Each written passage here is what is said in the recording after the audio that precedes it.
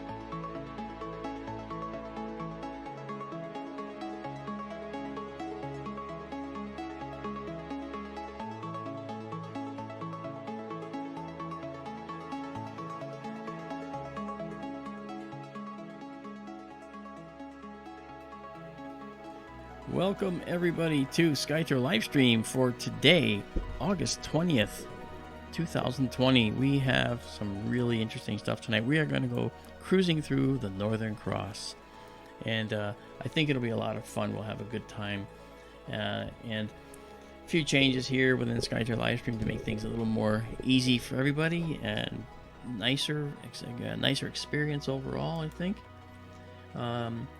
We've been imaging this object right here. Daryl is with me. Hello, Daryl. Hello, Mark. How are you? Doing fine. And we're actually going to continue imaging this object. This is a supernova remnant in the constellation of Cygnus the Swan. Where is Cygnus the Swan? Well, I'll show you where Cygnus the Swan is. If we go back to our normal view here and bring up our planetarium view again, we back out and we see the constellations right here. The Northern Cross is right here. This is Deneb. Okay, the Swan is actually in this orientation right here. Okay, and Deneb is the tail. I'm sorry, right there, the tail feathers. The middle of the body is Solder, which is Gamma Cygni.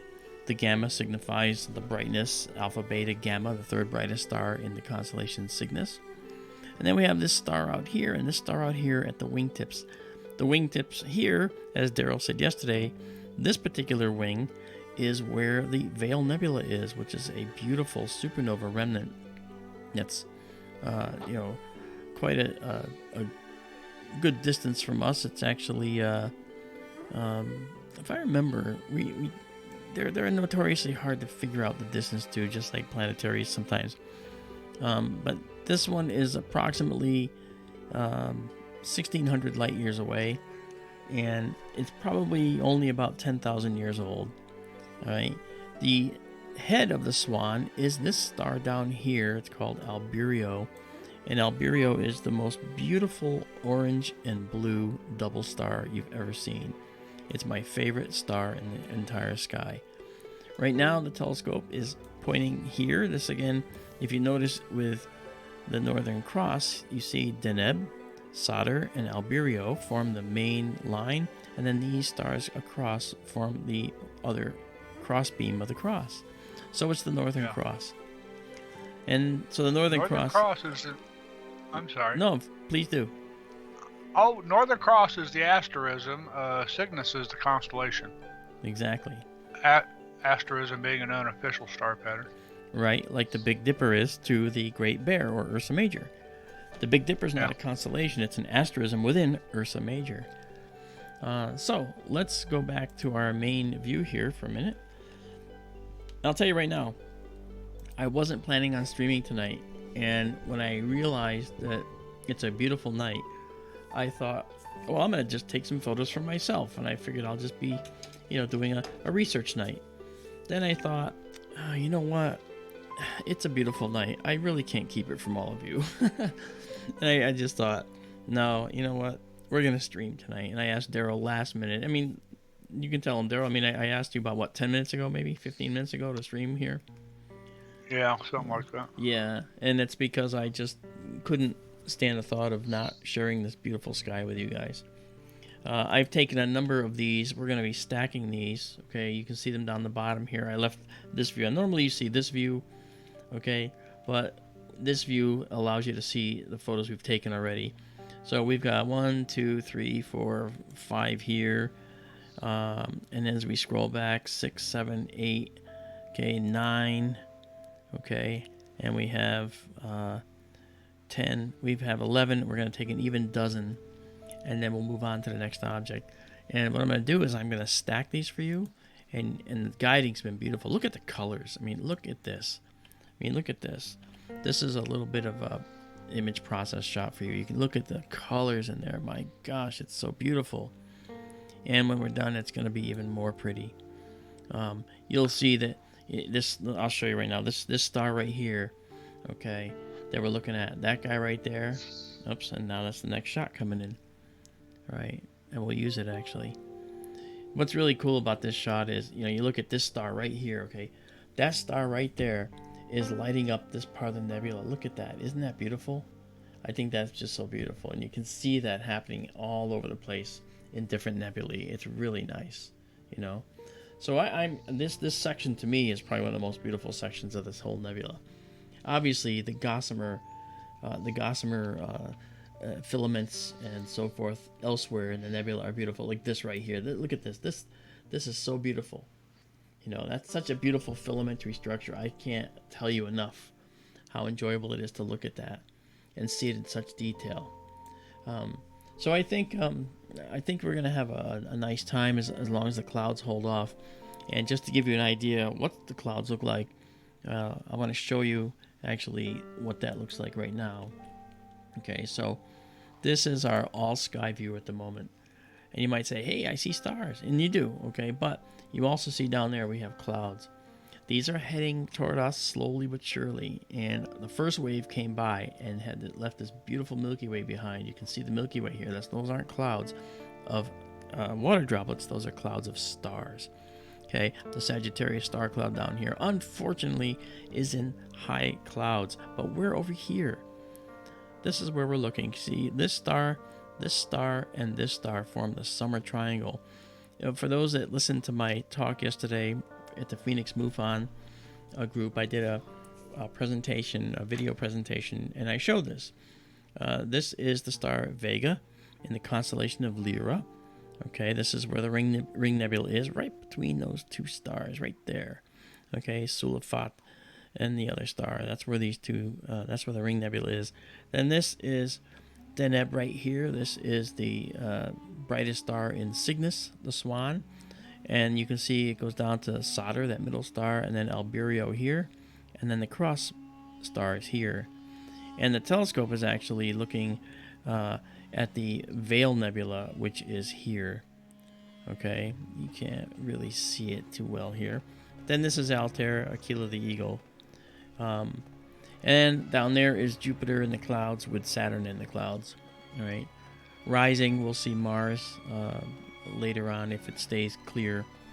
And we know that we have the other stars here that are coming up. We're going to see Cassiopeia right here. 1, 2, 3, 4, 5. That's Cassiopeia. And maybe we'll jump down to Cassiopeia again, you know, like we did yesterday. Hello, Marianne. Isabella, you got me going on something, I have to tell you. Isabella Malamed is here, and I want to tell you, Isabella, you asked for the Bubble Nebula last night, and I went and decided that since it's clear tonight, I think we're going to go do some really nice shots of the bubble just for you. Okay? And a special gift to Isabella because she got us turned on to it. I mean, it was there. It's always been there. We've looked at it 1,000 times, but for some reason, it was beautiful yesterday, and I blame it on Isabella. So I want to just thank all of you for coming out tonight. So now we'll come back now to our main view, and as I said, we have been looking at this nebula. This is the beautiful Veil. Now, this is the eastern veil, not the western veil. And if we go and look in our, let me bring us back to this to make sure it shows right. When we look at our, do this just to get rid of the confusion. Whoops, sorry. Okay, here we are. Okay, so now when we look here and we zoom in, all right, you can see that we're actually looking at the veil. I guess I was on the wrong side. That's actually where the veil is, over there. And Vega, if we back out a little bit, all right, you can see this is the constellation of Delphinus the dolphin down here. There he is. There's Vulpecula. That's one of my favorites. Yeah, you know what? I have a friend who loves Delphinus as well, because you can see all the stars. It's really pretty. You know. I remember seeing Delphinus when I was a little kid. We were camping down at the lake, and yeah, late at night, it was a really dark sky, and I saw this thing I thought looked like a diamond bracelet, and it was Delphinus. Yeah, that's right. Looks really, really pretty. Looks like a kite. Yep. Looks like a kite nowadays. Yeah. And here's the 3 stars of the summer triangle I was telling you about. Deneb over here. Okay. Well, of course, it blocks it when I do that. And Vega over here. All right. And Altair over here. These 3 stars form the summer triangle. They dominate the summer sky. The brightest 3 stars in the summer sky. And they're really pretty to see. And even on a fairly light polluted location, you would see those, you know, which is kind of cool. Okay, so we are now here in this side of Cygnus, and we're looking at this beautiful Veil Nebula, and we're gonna head over to 52 Cygni and do the other half for a little while. That's a cool place to go, and I'm gonna get there not by actually, I can instruct the telescope to take us there, but I can also just set it to go there, and I'll tell you what I mean. I'm going to tell it to just take larger steps in its motion, and then I'm going to just head over toward the west, and we should head that way. Look at that, almost perfect, and I just got to drop down a little bit. So I'll drop us down a little bit, and we'll be there, and you should see the star 52 Cygni roll into the view. I went the wrong way, sorry about that. And 52 Cygni is this star right here, by the way. So here it comes. You'll see it come into the view. Hey, look at that, there it is. And we're actually going to do this. We're gonna put it kind of in the center of the view, and I'll tell you why. Because there's some interesting stuff down below and up above that star. And that sharp little spindle is cool too, but we're going to take a shot of this entire little region right here. And to see the actual region we're looking at, it's going to be kind of about this size, a little bit smaller. Okay, this square red box represents the view of the telescope. It's a little too big. It's actually for our richer field telescope, which is an f6.3 for those who understand cameras, which means that the field view is a little bigger. This telescope is an f8, so it's a slightly smaller square that fits inside this one that is our view, okay? So it's going to be that. So now that we're here, and I'm giving the telescope time to catch us a guide star. Catch me a guide star, telescope, please. The night is young and the jewels abound. I want to see these beautiful stars.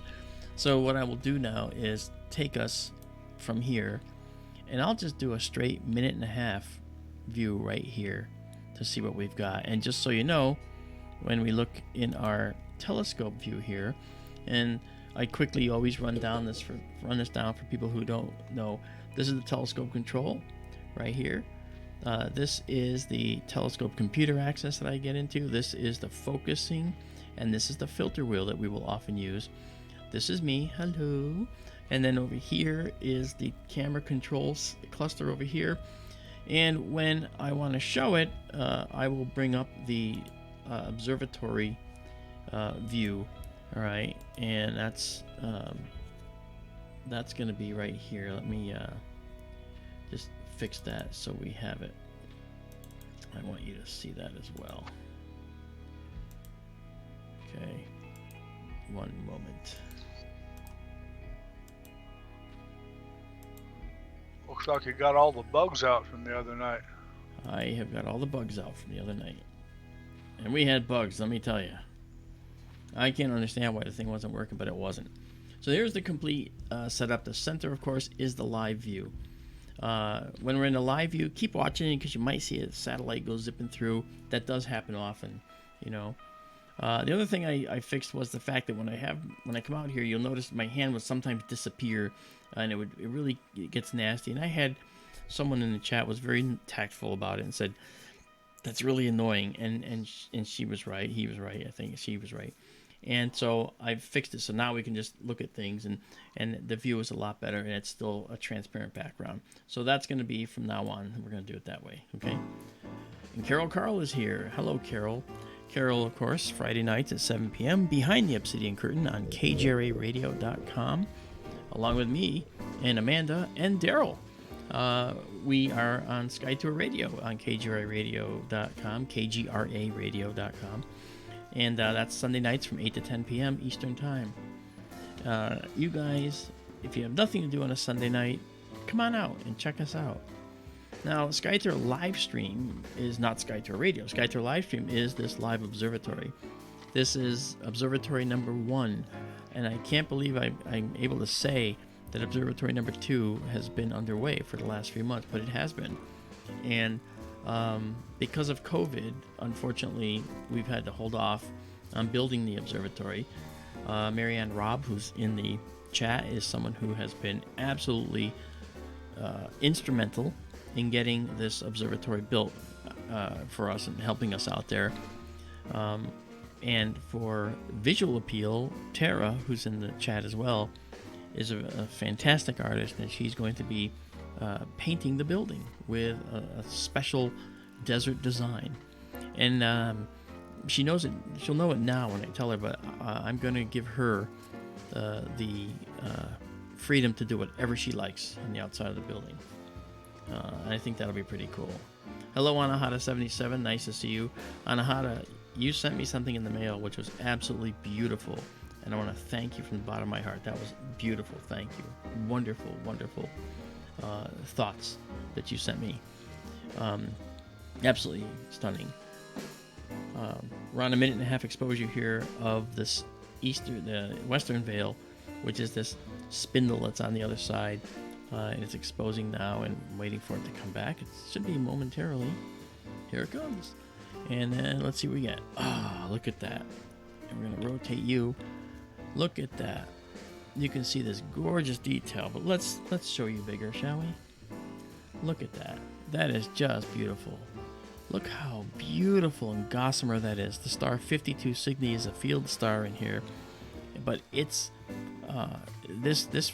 this warping here is due to the nature of the way this supernova expanded when the star exploded. When it reaches denser material, if it's dense here, it reaches denser material, it flattens out a little bit, and sometimes it can do this, okay, and this part can continue on a little bit.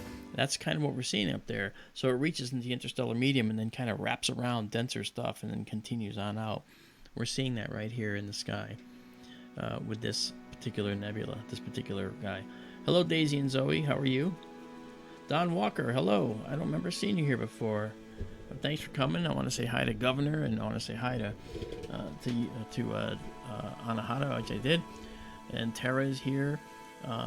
And I make it a point to say hello to everybody if I can. And Carol Carl I mentioned, and Ronald is here. Randy Harris, how are you? Randy Harris, of course, a good friend, a nice guy. And Isabella, inspiration for us. She showed us or told us that she wanted to see a particular object the other night, and we showed it to her, and it was beautiful. And we'll go look at it again tonight. The night is actually really nice. We do have a better night. This is our night sky. I'll come back to that when I show it to you a little more properly spaced out. And let's see. Marianne, I had something to ask you, Marianne, and I can't remember what it was now. Darn it all. That's okay. Anyway, this is our beautiful western veil. This like I said, this part right here, this part basically had collided with the interstellar medium and was held back. See how it has a bow in it? It was held back here because the material, this material continued on, and then it was held back here, and then this material was pushing out here, and then held back here. This was basically an even explosion in the beginning, but then as it hit different densities in the interstellar medium, it had changed the way this expanding envelope looks, and that's what we're seeing. But you still see all these beautiful gossamer tendrils in here, and it's really stunning, you know. So we're going to end up making a beautiful image out of our other one that we got, which was this guy right here. Okay, that's the Eastern Veil, and we're going to make some beautiful shots out of that. Dan Clark, wow. Look who's here. This is Dan Clark. I got to tell you, I got stories about Dan. What happened this time, Dan? He knows what that means. It's an inside joke. Actually, it has to do when I was trying to do some water skiing, and Dan was in the boat laughing his butt off because I couldn't stand up on the skis. Tell him, Dan. You can tell him. Anyway, that's a really... Mark, yes, sir. May I address a question Don Walker asked? Sure, Don. Get your question answered by Daryl. Go for it. Don, what does f6.3 and f8 refer to on a telescope? Actually, it's the same as what you say on a camera lens. On a telescope, that is the focal ratio. That is the ratio of the aperture to the focal length of the lens or the telescope in this case. For instance, if the telescope has a 10-inch aperture and it's an f8, it has an 80-inch focal length. Does that make sense? He's nodding. See, its focal length is 10 times its aperture. Excuse me, 8 times its aperture. And I just said that wrong. Yeah, well, no, yes, I said it right. If the aperture is 10 inches, that is the diameter of the objective, is 10 inches, and it's an f8, its focal length will be 80 inches. I hope that makes sense. I think he's nodding. I'm using my psychic mind to see him nodding. He says, yes, I understand. Okay. You realize I have no clue, but we're going to actually go, we're going to Florida right now and see if we can see it. This is the North America Nebula, not the North American, as people will often say, but the North America Nebula. And the North America Nebula is one where the nebula seems to look like North America. You can kind of see it here. You know, sort of there's Mexico, there's the Gulf of Mexico, there's Florida, the United States, kind of a thing. That's kind of how it was named, and for how it was named. So let's actually go here and see if we can look at this little section right here and see if we can pick that out, okay? So I'm going to go tell the telescope to go to that specific spot. You'll see that star disappear because the telescope's now moving. And to see that, we can bring up the telescope here. You can actually watch the telescope move in there. This is just the cover, the automated cover for the telescope. The telescope is making its way to another star, which is going to be used as a guide to bring us to that location. And let's see if we're getting there now. Well, it says we're there. So I suspect we are. Yeah, so now we don't see any nebula when we look at the sky here. It's basically hidden from you unless you have a telescope to see what's lurking in these clouds. Hey Martian Johansson, how are you? Welcome to SkyTour LiveStream again. I remember from you from last time. So let's give this a shot, and we'll go right for a minute and a half on this just to see what we get. I'm really excited, guys, because the telescope is working wonderfully tonight, and the sky is cooperating. And since we're here, I'll show you what the sky looks like. This is our night sky. Look at that. This is the summer Milky Way, right there. All right, and I can probably give us a little bit of better contrast here. Just a sec. Let's do this. This will help show us clouds that might be in the way too.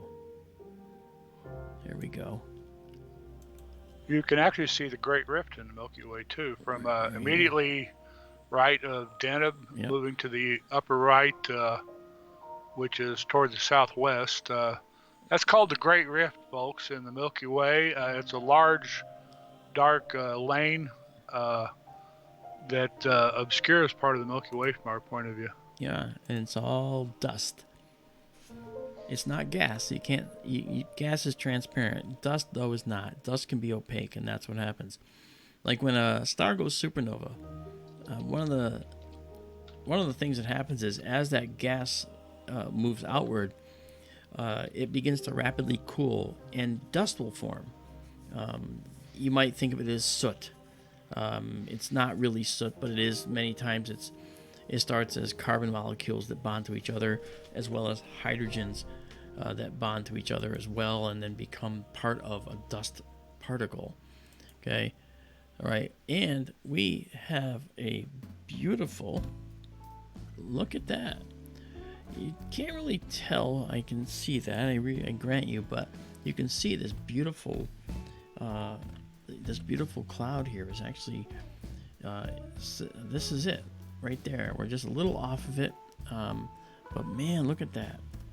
We're picking that up tonight pretty nicely. I just have to move us down a little. There's a nice little knot of nebulosity, nebulous there. And I want to take us those two stars there. All right, and let's go look here.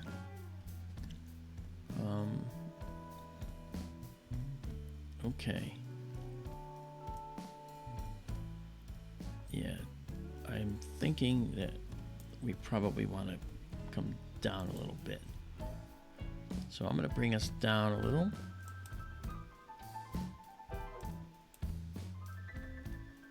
Okay, and over a little bit.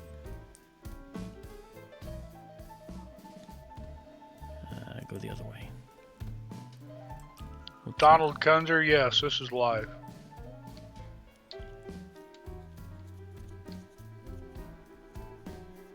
Wednesday and 1:47 a.m. Where are you seeing that?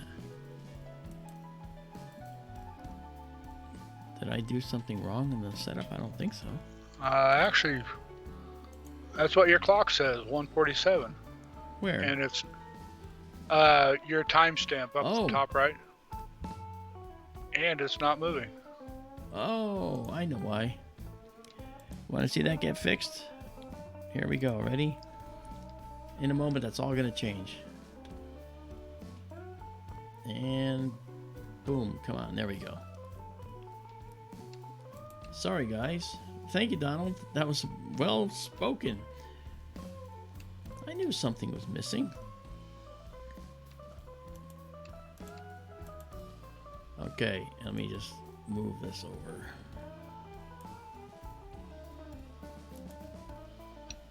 Yeah, that was actually the last time, and the program that normally starts up to put that live didn't come up.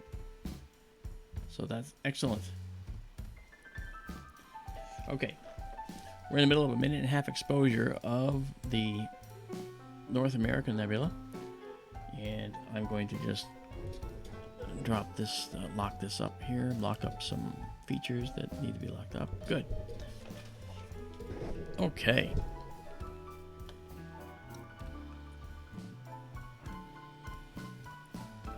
Hey Tim F, I don't think I said hi to you. And Donald Kunzer, I know I talked to you, but I didn't say hi to you. Welcome to the stream. Thanks for coming out. You know, you guys are great.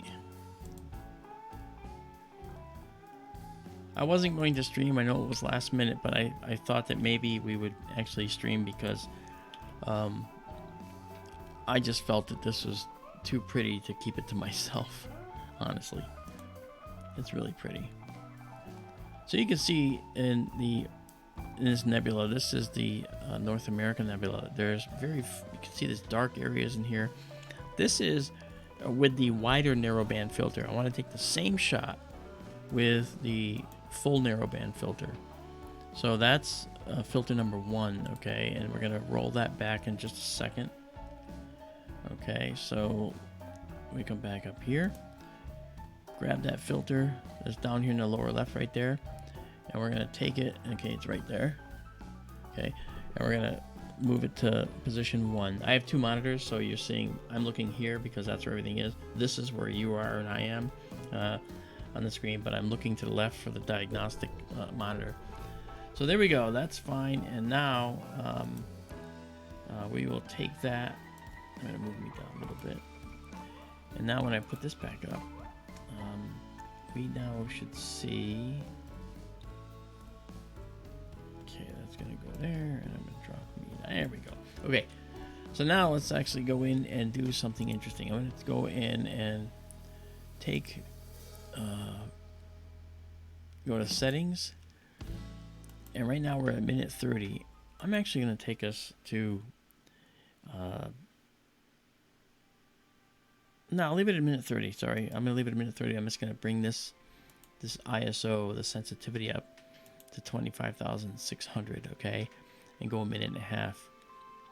So this is going to give us another view, but with the narrow band filter, the extremely narrow band filter. And the way it works is we have the spectrum of light, which is the rainbow that comes from the sun, the rainbow of light that comes from the sun. And when we have filters, what the filters do is it takes sections of that spectrum and allows that light through and rejects all the other. Okay? What we're doing right now is we're taking specific narrow locations in the spectrum called bands, little tiny swaths, okay, every so often, right? And we're passing through 3 primary swaths right now. The swaths where the hydrogen atoms glow red, the swath where the oxygen atoms glow bluish green, and the swath where the sulfur 2 atoms glow in their respective color as well, which is sort of in the red arena. And that gives us the predominant colors within the nebula. The stars look like they're fainter, and they are, but the data that has the nebula in it can come through. This way we can take photographs of a nebula when the full moon's out, and we won't see the full moonlight at all. We did that the other night with the Lagoon Nebula. Actually, not the other night, but some nights ago. We took a photo of the Lagoon Nebula with the moon out. You couldn't tell that the moonlight had polluted the shot at all. It was ever so slight. And if you look here, you can see what I'm talking about. Do you see how much more pronounced this nebula is? It might have been harder to see earlier, but now it's so much more pronounced. And if we were to take 20 shots of that and add them all together, then this noise we see in here, we could get rid of very, very easily. I get rid of it now anyway, but I use a different technique. But look at that, huh? And what I'm going to do, actually, is I'm going to bring us over and pull up our material here. I'm going to pull up this guy. And I'm going to head to the east a little bit. Okay. All right. And I just want to do that and take another shot at 25,600. Because maybe I can pick up some more detail within that nebula.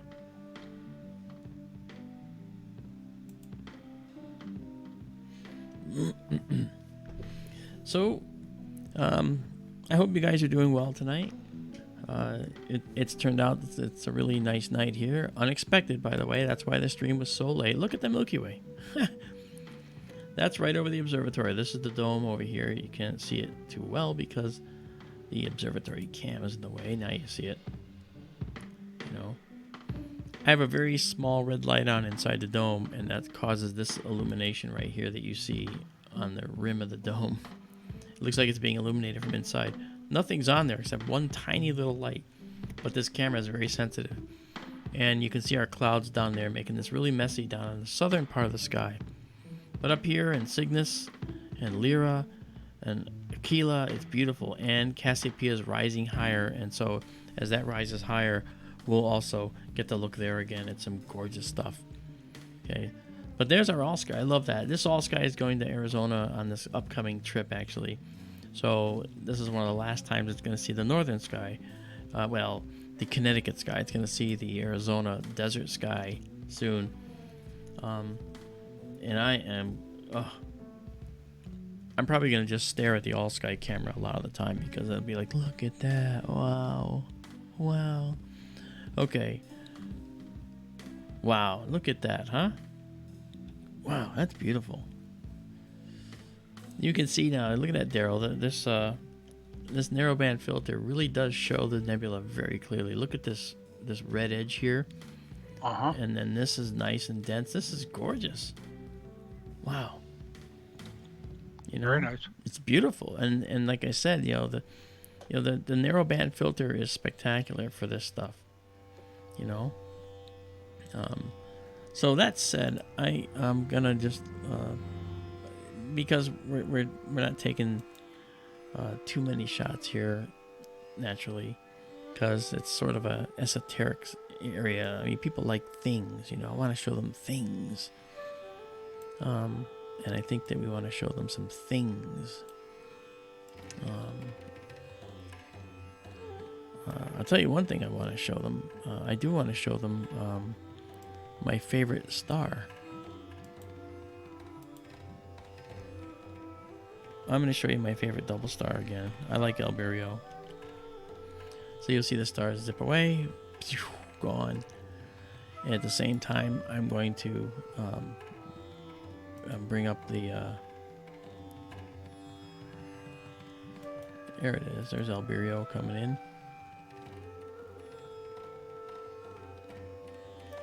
Yeah. Keeps going away on me. Alright, let's just do this. There we go. Okay, and what I do is go to filter number 2 for this shot.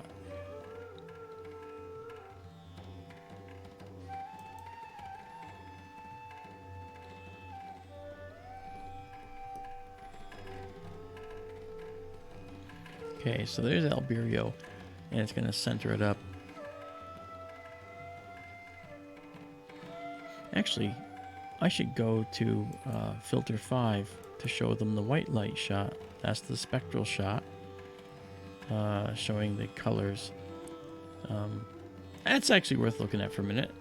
So we're going to have a spectroscope attached to the telescope as well, and the spectroscope is going to allow us to break the stars up into their component colors and show the chemistry of the star, how it's made.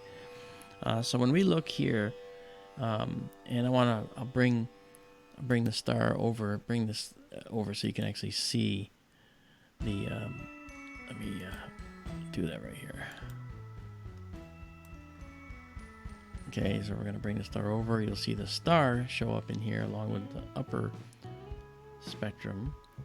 Okay, and now we're going to actually go up here.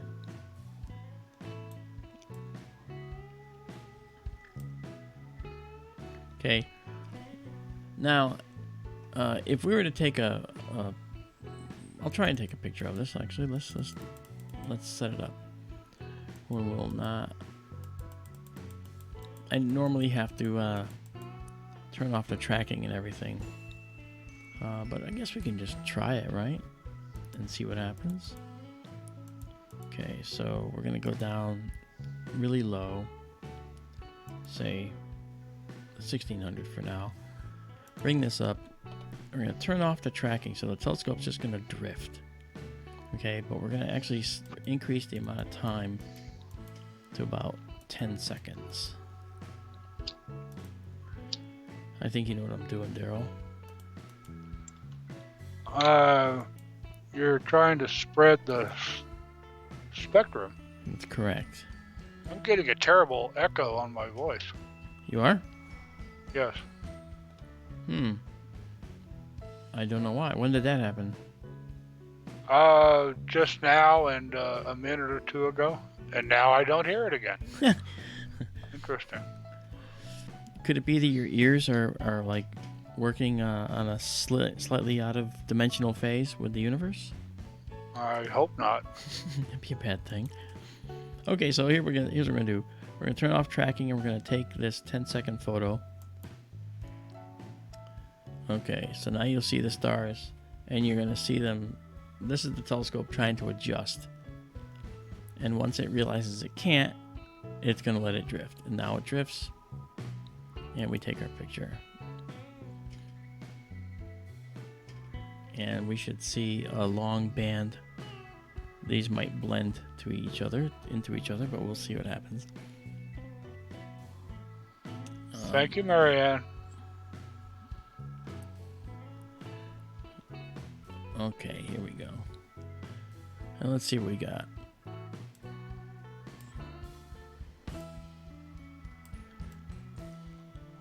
Okay, so now, looking this way, you can the bands you'll see.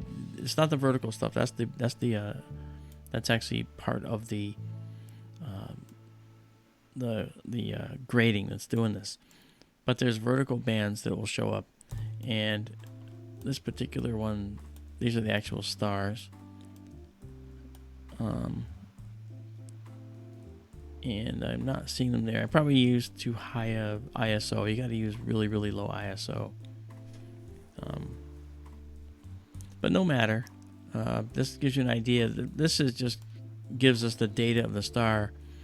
And one thing you notice is that we did this with this spectral system here, but the main star is an orangey star. It's a K2 3, I believe, a giant star. This is a B8 star, so it's OBAFGKM. This is a B star, and it's a later B, a B8. It's blue, but the spectral system tends to turn the stars a little bit reddened. Okay, it's not actually, it doesn't affect the data.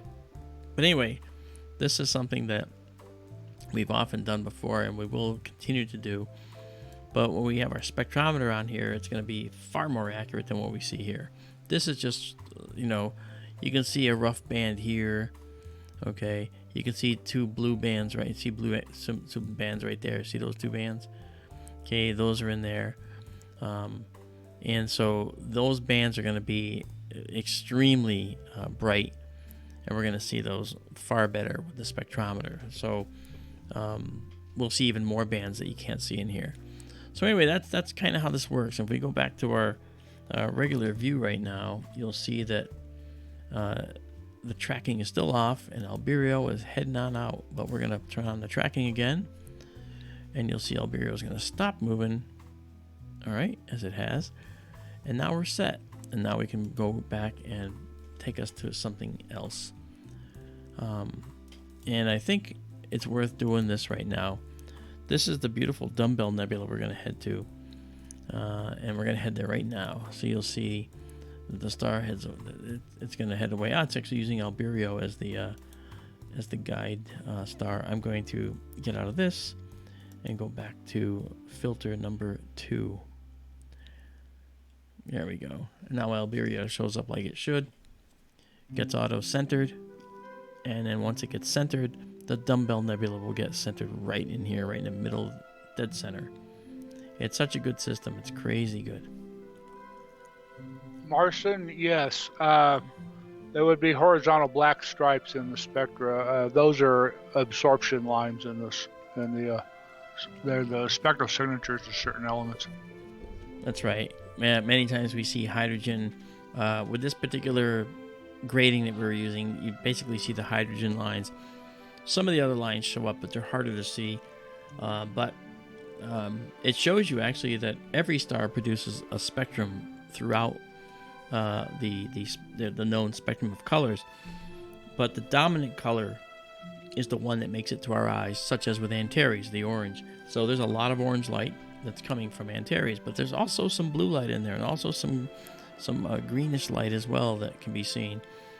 And that's really something that has to be understood. The dominant part of the spectrum, though, is the one that your eye picks up and that we see. Okay, let's see if we are at the dumbbell. It looks like we are dead centered on the Dumbbell Nebula right now. Shall we see if that's true? Let's just come up here. let's go to, let's say 8,000 and do,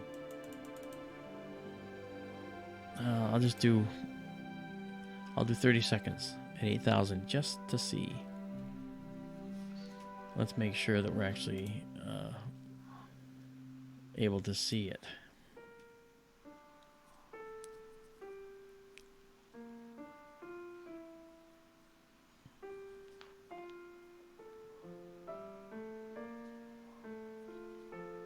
Okay, I think we should be all right. When we look at our telescope, you can see the telescope's looking out there, and the guide stars, the guide system's on the other side of the telescope, mounted on the telescope, so it could be a little bit. What do we got here? There it is.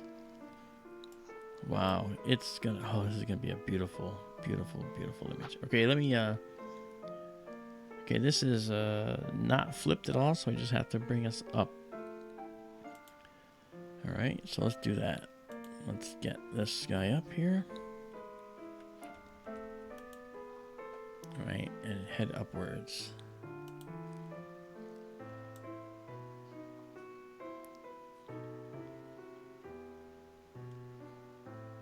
And the dumbbell nebula is going to be right about here. For proof, we can go into a low light 4K mode here and increase our ISO here. So basically we're recording video right now. And there it is, right there. That's a live view. You can see when we look at this, you can actually see the the noise. Okay, you see the noise here. This is the close-up focus mode. You can see the noise here,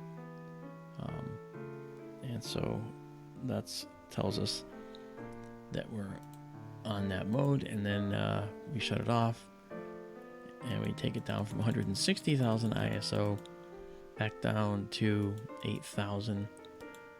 I will go 10,000 for 30 seconds, and then we'll come back and do a minute and a half at lower ISO. That way we can actually get some better photos. And sometimes these photos that come out are just stunning, you know. I would love to see this.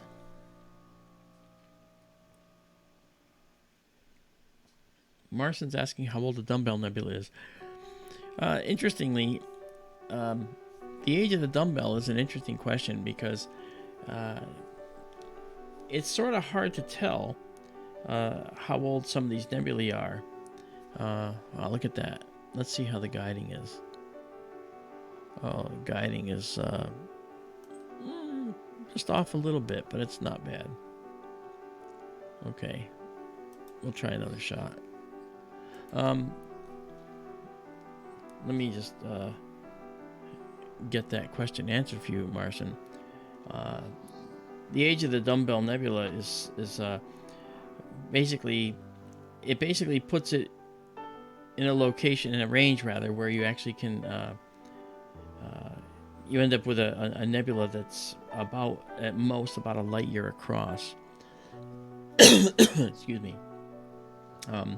So when we look at the dumbbell, it expands at a rate of about it's called 2.3 arc seconds per century. Now, an arc second is a very small amount. On this scale here, an arc second is something that is just a little bit wider than the line on the arrow, the line under the base of the arrow. A little bit less than that or so.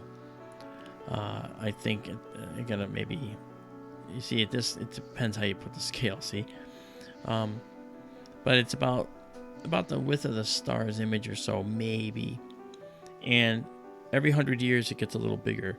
And it gets to a maximum size of about a light year that you can see it visually. But it keeps expanding it, and that you just don't see it though, because the central star can't illuminate, that is to say, can't cause the gas to glow like it's glowing here. Okay? This gas glow is caused by the very, very hot radiation from this star in the middle that is the dead, dying star. The star here is no longer fusing anything. Stars create energy by fusing hydrogen into helium normally. But then as they get older, they run out of hydrogen and they have to fuse the helium that was made from the hydrogen.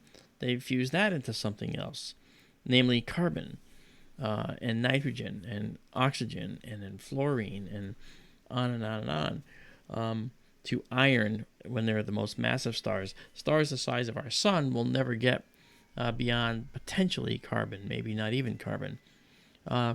So it depends on the mass. And when we look at a star like our sun, we're going to see hydrogen fused into helium, helium possibly fused into carbon, and then through a process called the S process or slow process. It's also called neutron capture.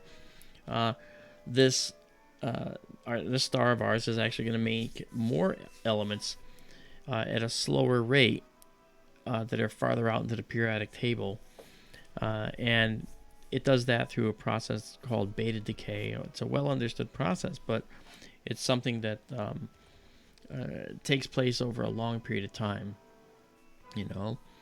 Now this star right here is a white dwarf, and these white dwarfs are probably 45 or 50,000 Kelvin at their surface, and they're really have a hard crusty shell. And what happens with the white dwarfs is they pump out copious amounts of this ultraviolet radiation. That ultraviolet radiation hits all the atoms of this gas you see in the nebula here and causes this gas to ionize. What's that? It's where the electrons in these atoms of this gas leave the atom. They get pushed out of the atom. Simplest form, hydrogen, okay? Something like that right here, okay? This little line right here is like the hydrogen gas location. For instance, if you have hydrogen gas, basically it's a proton and one single electron. It's the simplest element, right? And if you ionize a hydrogen atom, all that's left is a proton floating through space. The electron's gone. It flew off the atom because it gained enough energy to not be bound to the atom anymore. All right, so it got whipped off the atom way out there. But as it collides with other things out there in the nebula, boom, boom, boom, boom, boom, then it can come back in and get lower energy enough so that the positive pull from the proton, because this is negative, the attraction force will be enough to pull it back in, so to speak, and it will find its way back into the atom, and it will begin orbiting again and reach its energy state, which we talk about. And the particular energy state that these electrons go for hydrogen typically is energy state of 2, okay, and that's an N as in Nancy, okay.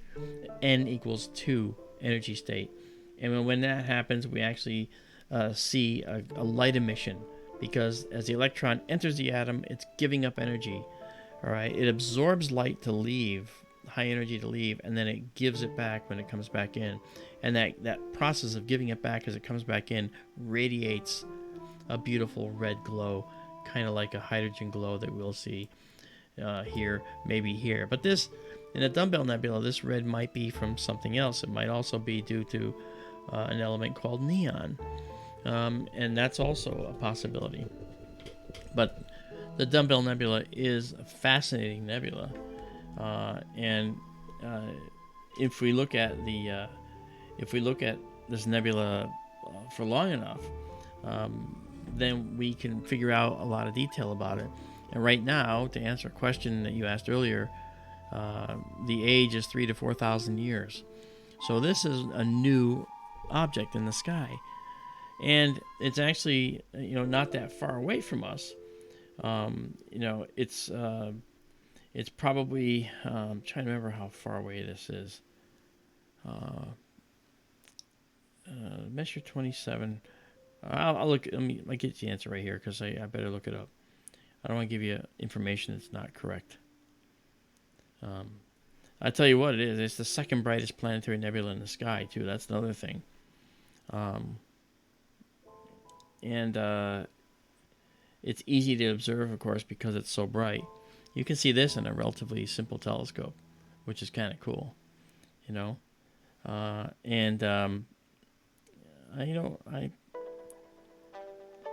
don't remember the distance. For some reason, 2 to 4,000 light years sticks with me, but I'm not sure. Daryl, do you know? Not offhand, no. Okay. Now I'm getting echoes again there, and it just quit. Won't Stellarium tell you? Yes, it will, but we don't typically trust Stellarium as much. I mean, it says the distance to it is, it says 861 light years, which is not true. Like, it's not that close. I don't believe so. Okay. But we should actually just look that up. If you got a chance to jump into a browser, maybe just look up the distance so I can tell. Yeah, give me a second. Yeah, thanks. Yeah, so this is the Dumbbell Nebula. It's really pretty.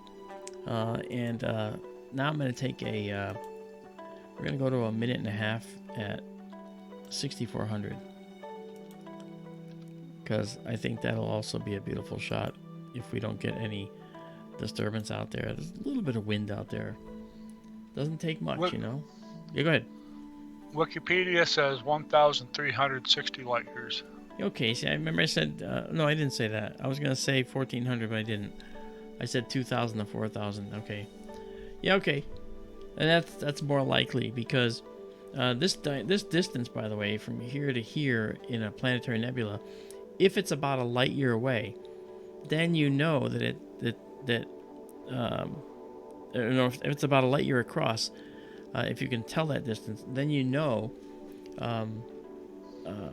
more detail about the nebula. But you'd have to know the distance of the nebula to be able to get the distance across. And because if this nebula is still expanding and could fill more space and glow, still, then the distance could be totally different. The reason Wikipedia says the radius is 1.44 light years. Okay, and the radius, yeah, that's so the dumbbell's about as big as it's gonna get. I should say that we can see visually, it can expand much further out, actually, and in fact it will, until the gas is totally dispersed. But it's not going to actually. The glow in here isn't going to change substantially. But that's another shot. Look at that. That came out pretty. Look at that. Holy cow. Now that's really pretty. Okay, now it's time to go back and find, bring up the other filter. Let's do a narrow band shot of this, because those two filters are at the same focus. And we're going to increase this. Now we'll leave it at 6,400 because that'll be fine. Okay, we're going to do a minute and a half now on that. And what that's going to do for us is it's going to show us some excellent detail in here. You're going to see some beautiful detail in here. Right now, you think this is nicely detailed. Wait until you see the Dumbbell Nebula with this other filter. It's really going to just boggle your minds. Yeah. Martian, yes. If you're talking about this nebula, it will eventually get fainter because the white dwarf is going to fade, its radiation output's going to drop, and it'll start on the outside and start to fade inward until there's just a small little blue section left. And maybe we're seeing that with some other nebulae out there when we look at them. Like the cat's paw, which is Amanda's favorite, or the cat's eye nebula. When that fade occurs as the nebula, as the radiation puts out, the gas doesn't go away. It's still there, but it's just not forced to cause this ionization and recombination as the electrons come back in and emit light, giving off this characteristic beautiful glow. And so if they don't do this, if they don't make this glow, then we don't see it. But maybe out here where I am out here, there could be material out here that hasn't actually, hasn't been caused the glow, So here's an example now. You can see more details and wisps in this nebula. This is what these nebulae are good at, is showing us these real detailed wisps. So if I were to take a bunch of photos of this and a bunch of photos of the other and just put them all together, you'd get this additive, beautiful, wispy nebula with narrow band filters. It would just be stunning. Huh. But I think that we'll just say that's good enough for now.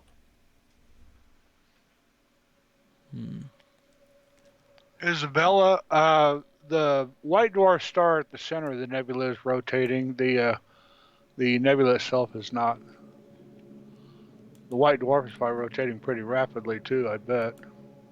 I'm actually not sure of the rotation rate of the white dwarf, but we know that the star was probably a fairly rapid rotator when this happened. And the reason is, we look at this. Okay, if you look at this part of the nebula, as opposed to this, do you notice how this side seems to have more material in it in this hourglass shape? This is the result of rapid rotation like this. Okay, when the star originally was rapidly rotating like this and then sloughing off material, it tended to pile up out there, and it would predominantly go this way and not at the poles. This nebula has a specific morphological feature, and it's actually called bipolar. Now we talk about bipolar people. Well, this is a bipolar nebula, and many planetaries are bipolar. That doesn't mean that they get pissed off at people. It means, or have trouble integrating. It means that they actually have two opposing poles and lobes, and that's what this is, a lobular dual lobe nebula. All right, you see these two lobes right there, and that's what we're looking at right here. So a planetary that's bipolar like this is going to exhibit some type of condensate like that on these lobular ends like that, and that's what we see with the dumbbell. That's what we see with a lot of other planetaries. It's something we do not see with the Ring Nebula, which is actually really right nearby, and I'm going to try and get us to the Ring Nebula. What do you say? Sure. There's a data issue it's a problem with the way that the Ring Nebula is accessed by the database, and so it's not going to take us directly to the ring correctly. We might actually have a problem with it only because I'm not sure. Maybe it's visible. Maybe the dome won't be in the way. So here's what I'm going to do. To get to it, I'll do this. I'm going to say let's just go to it, and I'll show you what happens. All right. So we say go to the Ring Nebula, and now the telescope is moving toward the Ring Nebula. How do we know? We just have to bring up our system here, and you can see that once it updates, you can actually hear the telescope as well. And our observatory cam is not updating as rapidly as we'd like, so we'll just let that hang on. And what are we looking at here? Where does it go? Okay, well, it says it's already there. Is it? I don't think so, but we'll find out. Let's turn on. Let's see if it's there. Oh, it is there. How about that? I'm very impressed. It actually made it. So we're gonna be able to bring this up now. All right. It went to the ring. Isn't that amazing? It picked the correct star. Sometimes it won't go to the ring. That's the problem. I don't know why. It doesn't like the ring. How dare it not like the ring? The ring's beautiful. Everybody loves the ring. Okay, here's what we're going to do. We're going to do a 30-second shot after we acquire 30 seconds at 3200. Okay, making sure we acquire. Let's check our all-sky camera. Oh, darn it all. Look how fast those came in. Weather happens. Yeah. Okay, well, we want to go there. Let's actually see. Let's see if we can get a shot in.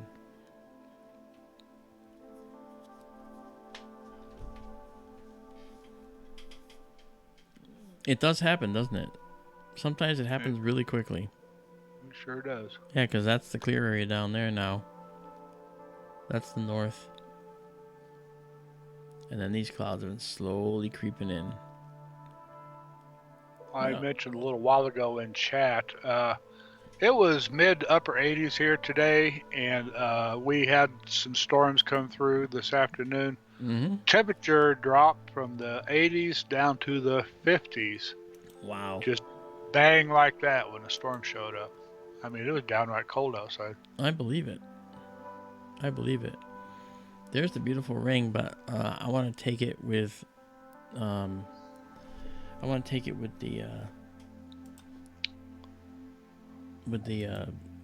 somewhat wider narrowband filter here.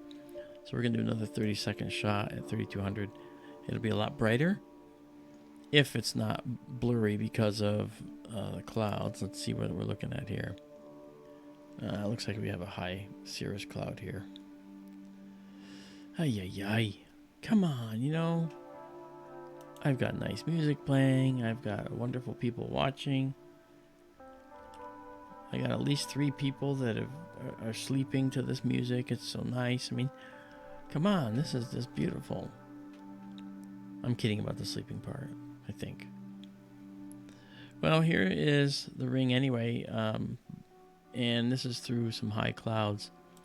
But if you'll notice, it's not that bad. Again, a little rougher on the edges because of the clouds, but there's that central star. This is another white dwarf right here, right? That's a white dwarf that's in this nebula right now, and that white dwarf is causing this gas to glow like this. This is the light of oxygen.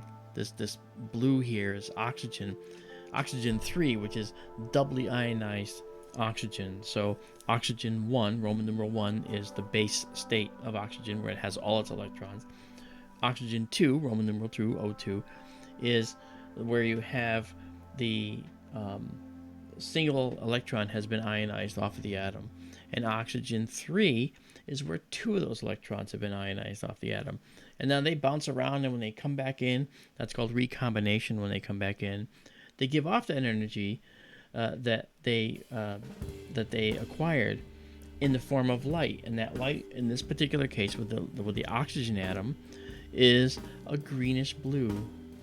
Which, believe it or not, this was the color of my very first pickup truck I had right there. Maybe that's why I like teal so much. Okay, so that's what this looks like, and then this beautiful little, red outline around the nebula here. This is probably, again, like with the dumbbell. You notice this. It's the same with these nebulae.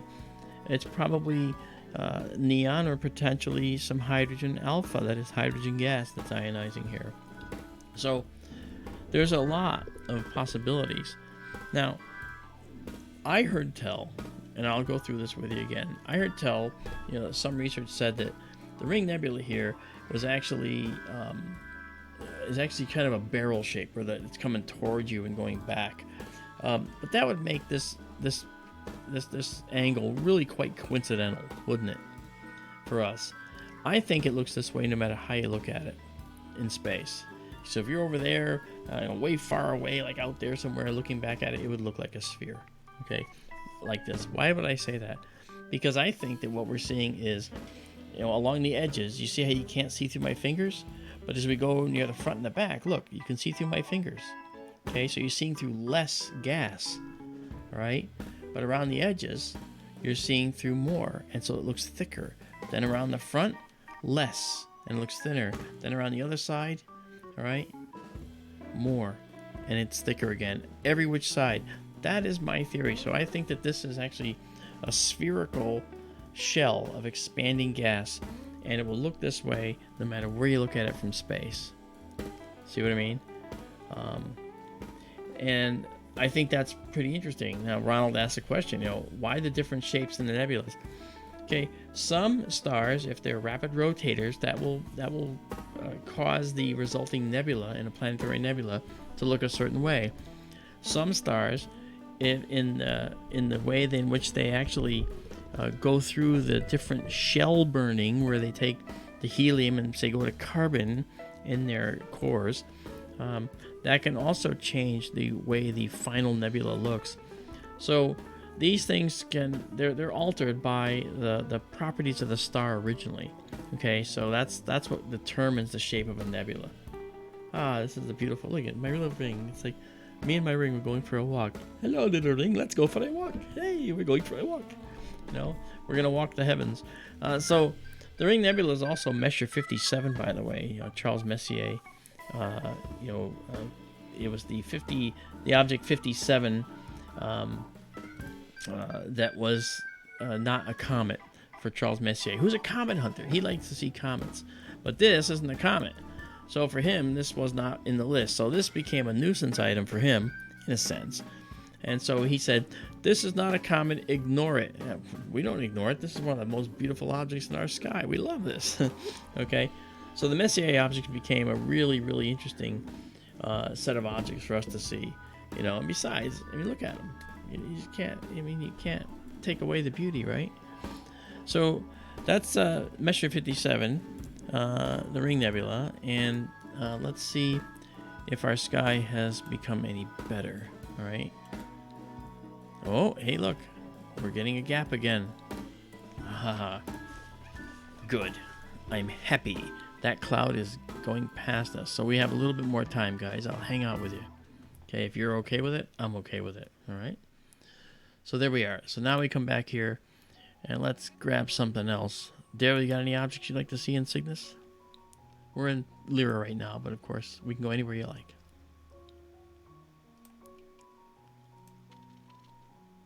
You're probably muted. I don't know if you're talking. I don't hear you, Daryl. Are you there? I'm here now. Oh, okay. Okay. You were on a roll there. I took a walk around the block. Oh. Yeah, that's me. Tell you what, we can go to M56. Try that. It'll probably use Sulafat as the guide star. Oh no, it's not. It's going to use Alberio again. All right, that's fair. That's fair. So there's our wonderful Alberio, and then it's going to center up Alberio. And then what it does is, once it knows where Alberio is, then it moves the object in question into the view in the exact same spot that Alberio was in. So we're going to see it down at the bottom again. It just happens that way. Okay. I just don't like that these clouds came in on us. That just sort of deflates us a little bit. So we have a little more time, but we'll hang out and see what we get. Okay.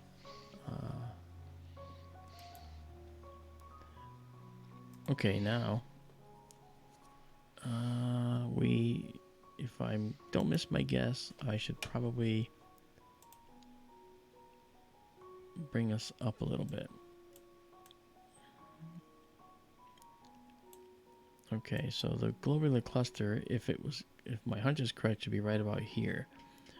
Let's just do a quick shot, 20 seconds up at 8,000 and just see what we got. We should have a guide star by now. The way the guider works, I have to wait 11 seconds almost exactly for the telescope to isolate and lock onto a star to guide on. That gives us the opportunity to take much longer exposures. So this is a 20-second shot. What do we got? There it is. Look at that. Crackle, crackle. Look at that. That's beautiful. It is. Yeah, and if I look, we probably want to come up a little bit higher here, just to check it out. Now it's not Messier 13, the globular cluster. It's certainly not Omega Centauri, which is Daryl's favorite for sure. He's only seen it once, he said. If I recall, you said that to me. Sorry. Yeah, I've only seen it once. I took a trip down to southern New Mexico to see the annular solar eclipse back in '94, I think it was, Okay. the El Paso eclipse, and went out observing out in the New Mexico desert, not far from the Mexican border, the night before the eclipse, and I got to see Omega Centauri in all its glory. Wow. It's about as big as a full moon in the sky, folks, and I think it has like 4 million stars in it. It was a tremendous sight. I can believe that. Got to see it through a large refractor too, so it was unobstructed. It was just a glorious view. Oh gosh. By the way, if anybody wants a SkyTour LiveStream shirt, we make these. Your call, we got them. You can talk to me about it. I'm mufonanalyst@gmail.com, and I also will have a store up. I have a store up now, but I don't have the shirts listed in the store yet. Okay, I'm going to do 30 seconds at 12,800 on Messier 56 here. And you know what? SkyTour LiveStream West is going to have a beautiful view, I believe, of Omega Centauri. I think that it's going to... I know it's above our horizon down there. And it's not here. It's just barely below our horizon. But you see, it can't be on the horizon or just a little above. It has to be, 20 degrees or more above the horizon, unless you've got really, really startlingly clear skies. Then you might get a reasonable shot of it, But it's not, oh, look at that. What a beautiful little cluster that is. And if I remember correctly, when I say Omega Centauri, it was about 8 or 10 degrees above the horizon. Wow. It was resolvable, but it was not high in the sky at all. Wow. Well, that's the thing, you want to resolve these things to be able to see them beautifully, right? Oh yeah. Our little image processing, instant process here, I put in there. You can see this is the raw photo that we use to do processing, and we get rid of all the noise, and it approximates this view without the softening of the view like we see here. And so that's Messier 56, I believe, which is the globular cluster that's right there. There it is, M56, right near, halfway between Albireo and Lyra, Sulfat and Lyra. So that's really pretty. Again, looking at our all sky. Oh boy. We're getting some clouds right across there right now. Right across, actually, the Ring Nebula. And M56, actually. We're looking at M56 through some clouds. Unfortunately. Yeah. Oh, the direction the clouds are going, it looks like it might clear up behind it for a while. Yeah, it looks like these are going. It looks like it's going that way, so it's actually going kind of like this way. So we might actually have a clear sky coming. We might luck out, guys. We might luck out. Yeah, man, we might look out. Okay, now let's go back in and check some more things out here. Oh. I told you we're going to be doing a lot in Cygnus tonight. I want to check out the Crescent Nebula again. This was a beauty that we saw yesterday. We're going to do it again tonight. Watch the stars jump away here. You might see bright ones go zipping by. There's some go. Okay, as the telescope is, going to its new location in the sky.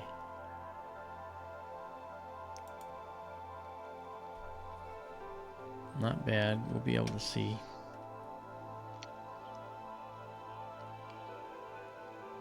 There we are. Oh, yeah.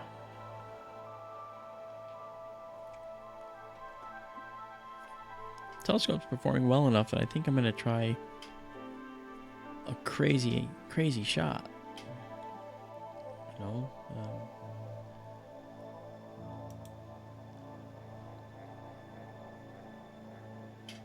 Okay, so we're there. At least we think it's there.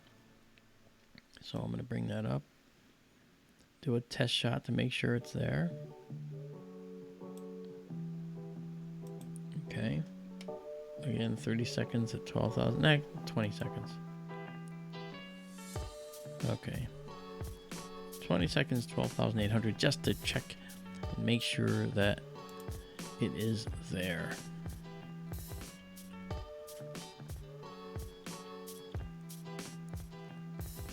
You notice when we take photos that involve the Milky Way, the star fields are just stunning.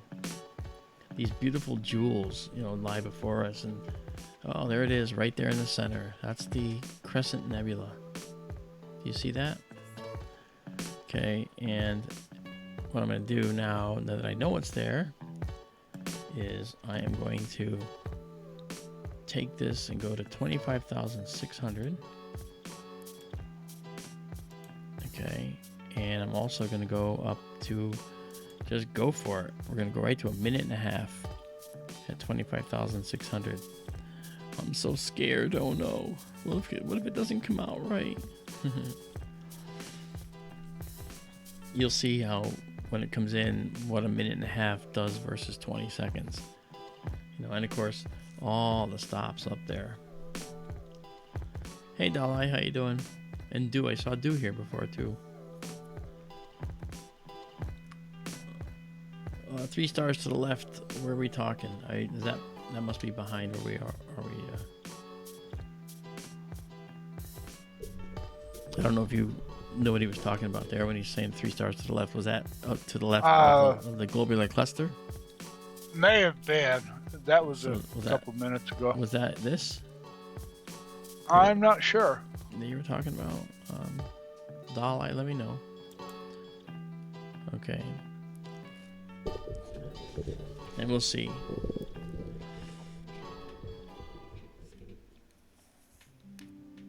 I've been troubleshooting the software that runs the observatory and making sure that it's robust enough, and I think it's robust enough. Well, Dalai says the open sky cam. Oh, okay. Okay.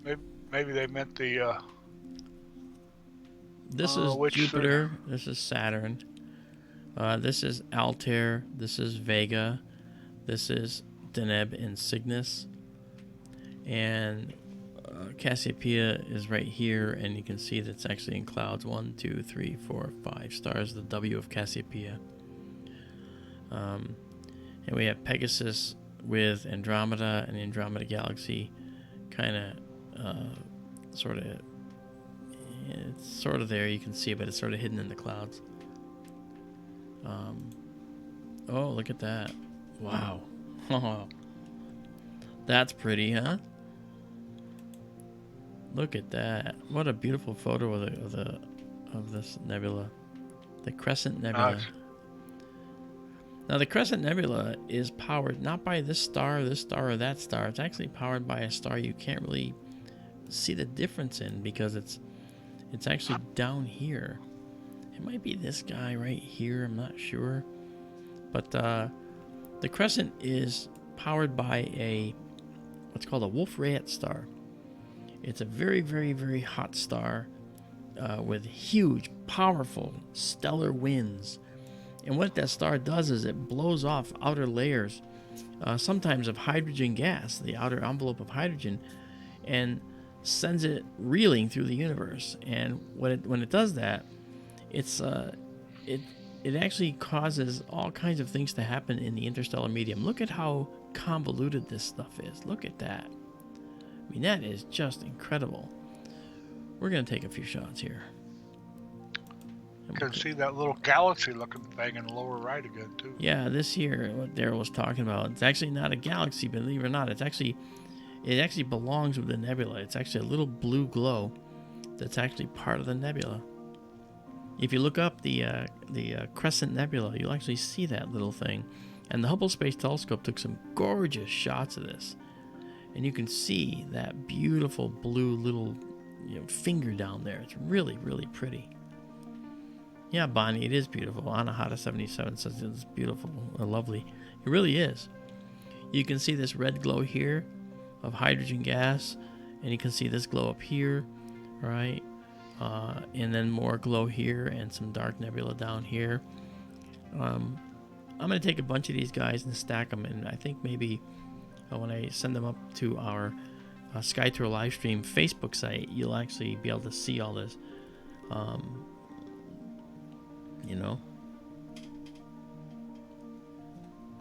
Governor, you said you got a tattoo of Pegasus? That's pretty cool.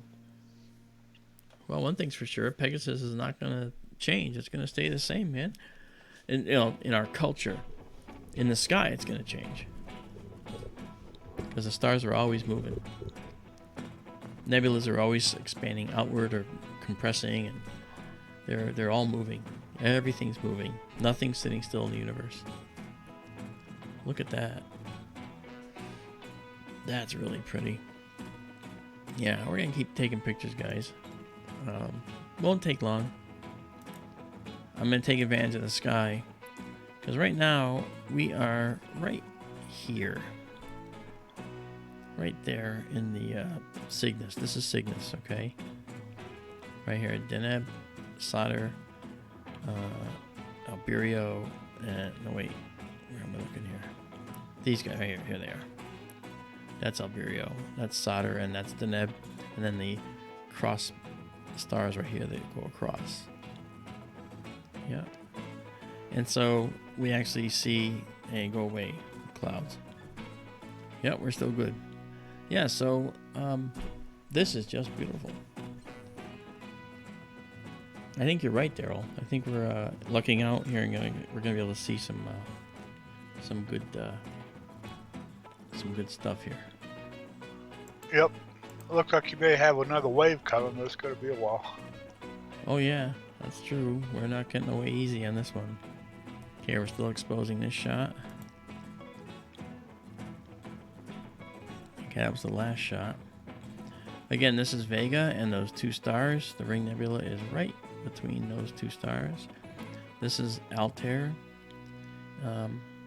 This is Deneb, the middle star and the cross. These are the cross stars. This middle star is called Solder. And then Alberio, my favorite double star in the sky, is right there. This is not a cloud. This is the summer Milky Way here. Okay, so now let's go see how that one looks. Oh yeah, that's looking beautiful. Okay, let's just keep taking pictures. I would love to, for Isabella, I'd love to go take the Bubble Nebula again, but as you saw, okay, the Bubble Nebula is like here, and it's actually in the clouds right now. We can't take pictures of the bubble right now. At most, well, we can take pictures of this part of the sky, which is what we happen to be doing. It's kind of why I picked Cygnus tonight, because Cygnus is the highest in the sky. The shots will be the nicest, and they haven't disappointed us yet, have they? No, they haven't. This is our beautiful Crescent Nebula. Minute and a half with the observatory instrument. And our noise level is actually not that bad. Not bad. Guiding's off a little bit on this, but it's not... it's okay. How about this one? Yeah, the guiding's better on this one. So I've got two good ones. Two good ones.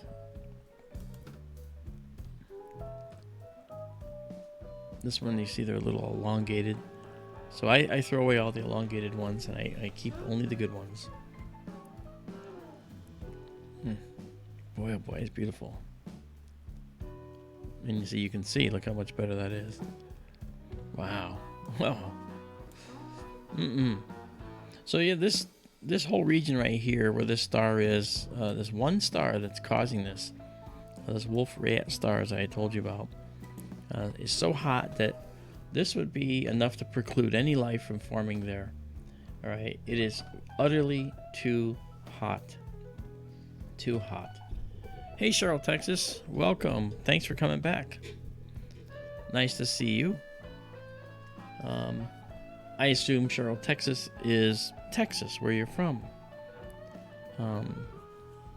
And you're not a Cheryl that I know, are you? I mean, I'm thinking of one particular Cheryl that I know from that area, I think. But you'll have to let me know.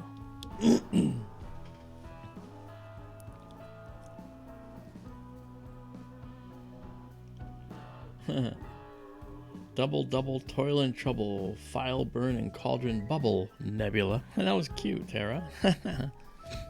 See what she wrote there? That's really cute. See, you, Marianne, and Carol are just like going at it in the chat there, and it's like, you guys are really funny. Look at all the stars. Wow. I want to take a few like this, and then I actually want to take some with the full narrowband filter. We're doing the wider narrowband, which gives us phenomenal views, you know. And it's like I said, you know, if this was the Starship Enterprise, it'd be like, these are wild views. I mean, I love this sky. Sort of an exaggeration of William Shatner. Okay, keep going. Beautiful. I am looking at some images of the Crescent Nebula at the Wiki article. Yeah, there's more over here. You were right. That little galaxy-looking thing. They have one amateur image where that is a very striking-looking object. Yeah. Wisp. And then they have an hydrogen alpha and an O3 image, and it doesn't show up at all. Yeah. And it looks very different than everything else in the nebula. It does. It does. But you'll see that and the other thing about the bubble nebula is, I'm sorry, the crescent, is that there's more of it over here. And we're not able to pick that up right now. But it might be in the image, and we just have to go pull it out in the processing. Hey, Katie Q, hello, how are you?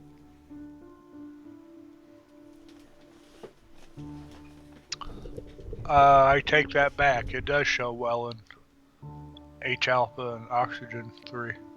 The image is inverted, so I was looking at the wrong thing at first. Oh, okay. Looks almost like a comet in the one image.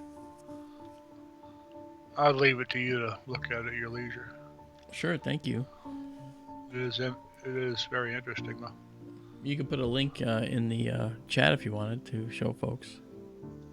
I'll have to go open it again. Oh, okay. No worries. I just was offering that up as a possibility, but... Oh, that's fine.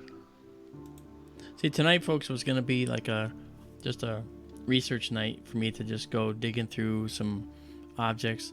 You know what I do is, like, I've taken pictures of the crescent before, and so what I often will do is I'll go take pictures of the crescent now, and go take the pictures, look at the pictures of the crescent we took 2 years ago, and I'll set the scale to the same scale, and then I'll subtract the two images from each other mathematically, and whatever's different in the image will show up.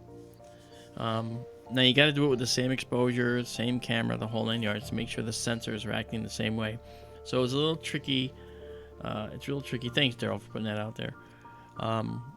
It's tricky, but if you do that, you can actually pick up any potential subtle differences. And it's like that's like a blink comparator, I guess, in a sense, because a blink comparator was a device used to it used the fact that you had two eyes, and it would actually show you a left and right image, and you could literally, it's like blinking at two images of the same thing taken at different times, and objects that are different will show up as little flickering objects. So that the blink comparator is actually pretty important to the history of astronomy, actually.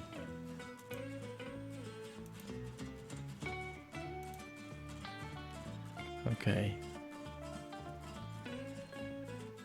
that one's got a little guiding error as well. I will be excluding a lot of these that, well, I will exclude all the ones that have guiding errors. Now, see, this is what it looks like, okay, right now, okay, to your eye. But if you had a telescopic eye, then it would look like this, you know?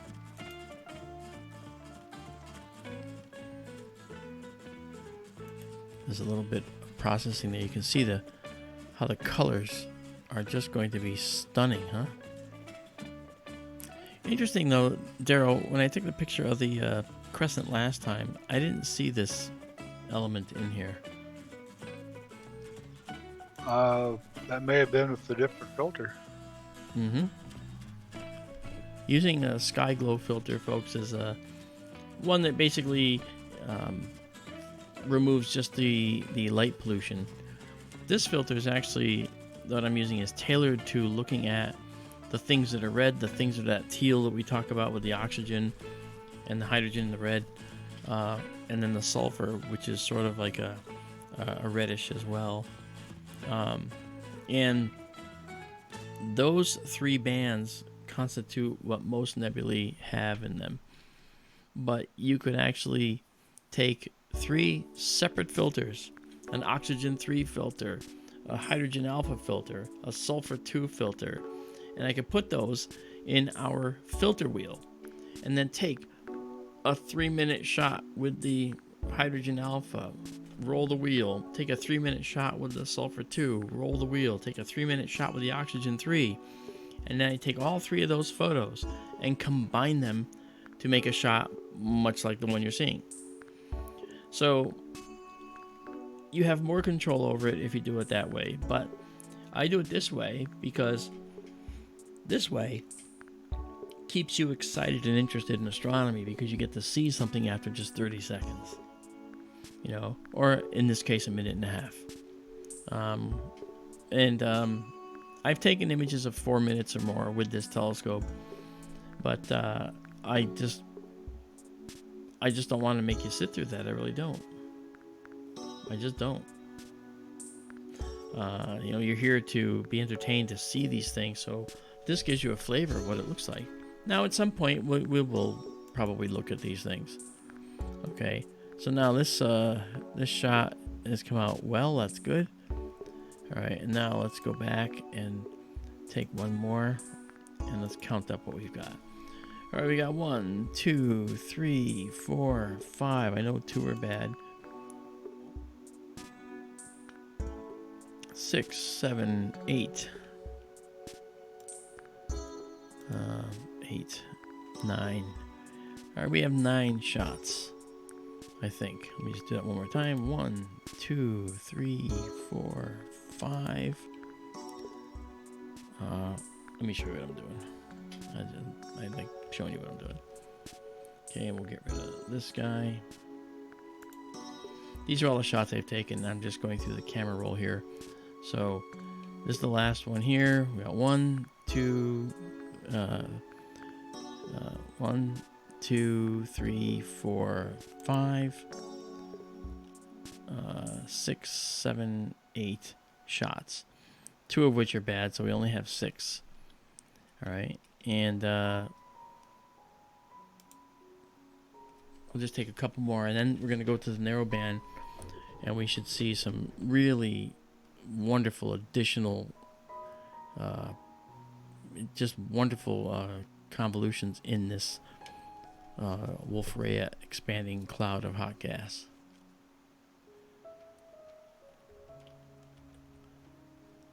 Yeah. And there we go. That looks like a good one. And it is. There we go. That's good. Another one. Let's see what the sky looks like. Oh, yes.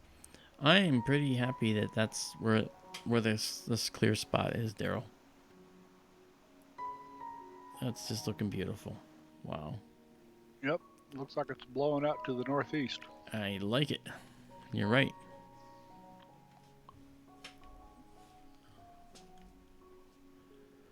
Wow. Okay. I'm glad we mustered through that. By the way, you notice this little thing down here, right here. It's actually the counter for the timer on this. Let me just do this here. That's the timer, and it's actually counting and exposing, and we're gonna have a beautiful view at the end of the night of the entire sky and the clouds moving by, because I'll build a video of this at the end. It's really pretty, and I really like to make that available for you too, so you can see what that looks like. It's really nice to look at the night sky traveling over the course of the night. You see the dome move around really fast and stuff. You see me come out once in a while. It's pretty cool. Yeah. Gosh, this is so much fun. Okay, we're still exposing here, and we just finished. How's this look? Another beautiful shot. Look at that. It's like you just want to just click again. Just one more click. Just one more click, you know? Okay. Let's do the count again. We should have 2 are the only ones that are bad. So 1, 2, 3, 4, 5, 6, 7, 8, 9, 10, 11. Okay. So we'll have 10 good ones once I remove the bad ones. I'll just leave these here and just go through and check them. Okay, that one's bad, so I'm gonna delete it.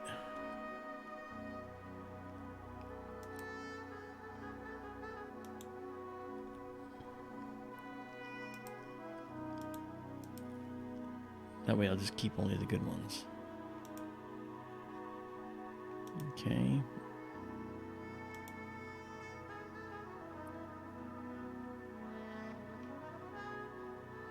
All right.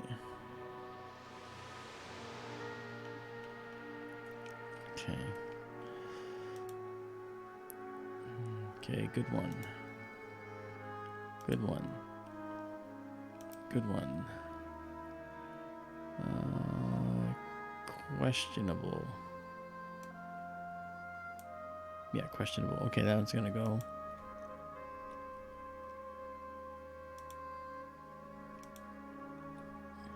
Okay. And what's this one? Is that a good one? Are we done with the exposure? We are. Okay, good. All right. So we just take another couple and move along. Nothing to see here. Move along. Move along. That's a live view. Okay, so that's good. And you zoom in. Did you change filters yet? I have not. I'm gonna be doing just a few of the other. Just a few of the other. 64. 60. Oh, there it is. So, all right, let's do this.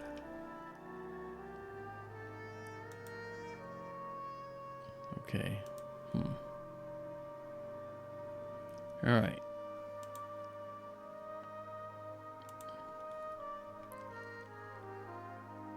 Just making sure I've got round stellar images for these. Wait a minute, what was that?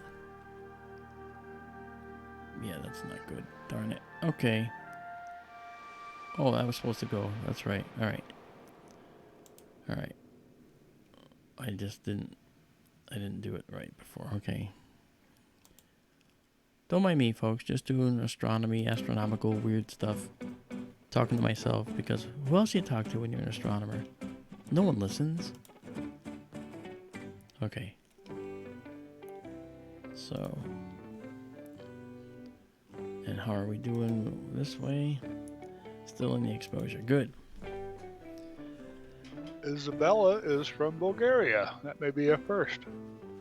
Wow, that's nice, Isabella. Thank you for joining us.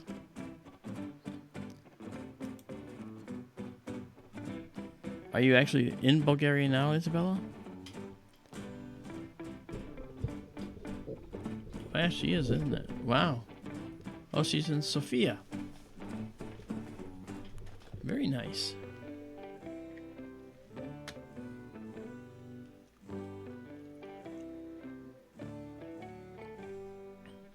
So Bulgaria, it's got to be like mid-morning for you, or just around morning, like 8 hours, something like that.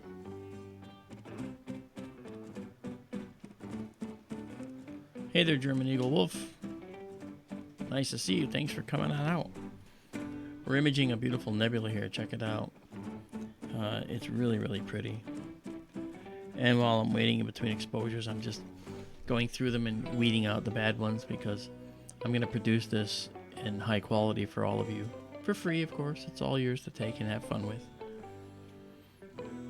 I'm not looking for money from these. I'm looking just for you to enjoy them. Okay, one more here. Our all sky cam. It's getting even better, Daryl. Look at that. Looking better and better. Yep. See that? There we go. For those that, when you look at the all sky cam here, this is the observatory dome, as I said before. This is the Milky Way, the summer Milky Way. And as Daryl said, this is the Great Rift. It's that dark lane in our galaxy. You can see starts right in Cygnus, just before Deneb here, and goes on all the way down to the southern sky and through the southern sky. The center of our galaxy is right about there, and it's really quite a hellish place, actually, if you could get there, because it's got a supermassive black hole there, and it's really one of these places that I would rather stay away from. Oh, Susie Cat putting on the big TV. Good for you. See, this is meant for the big screen. I'm telling you, this is really pretty on the big screen. See, give me an example. Look at that. Isn't that beautiful? That's a beautiful view on the big screen, you know. And here, let me just process that for you. Here's a little bit of processing and some color too. Isn't that great? A little bit of that. Just a little bit. You know. And if it's really big on the screen, if I go like that, oh, whoa, you'll think the house is falling down, you know. Really nice. All right. And I'm having a really great night, guys. This is really good. And I'm so glad I'm doing it with all of you. I almost didn't, because I was just going to do it privately, but really happy to be doing it with you guys. It's much more enjoyable when you do this with people that like to see what you're doing and like to be part of it. As we said before, this is a beautiful expanding cloud of gas that's actually being pushed out into the interstellar medium by one of the stars down here. It's a Wolf-Rayet star. Like as I said, it might be that star right there, not sure. But it's a very, very hot, powerful star. So hot, so powerful that one star is responsible for pushing this material light years out, away from it. And because of the way space is, objects like this, they can expand out, and if it's a densely populated area like the Milky Way is here, you know, we would be seeing, obviously, we would be seeing a lot of really, really, really cool interactions with other stars as this material expanded out into the universe, you know. And that's what we see. That's just what we see. So, really, really neat stuff, man. This is just beautiful. Yeah. Oh, I love it. I'm glad you like it too, by the way, because I'm having a good time showing it to you.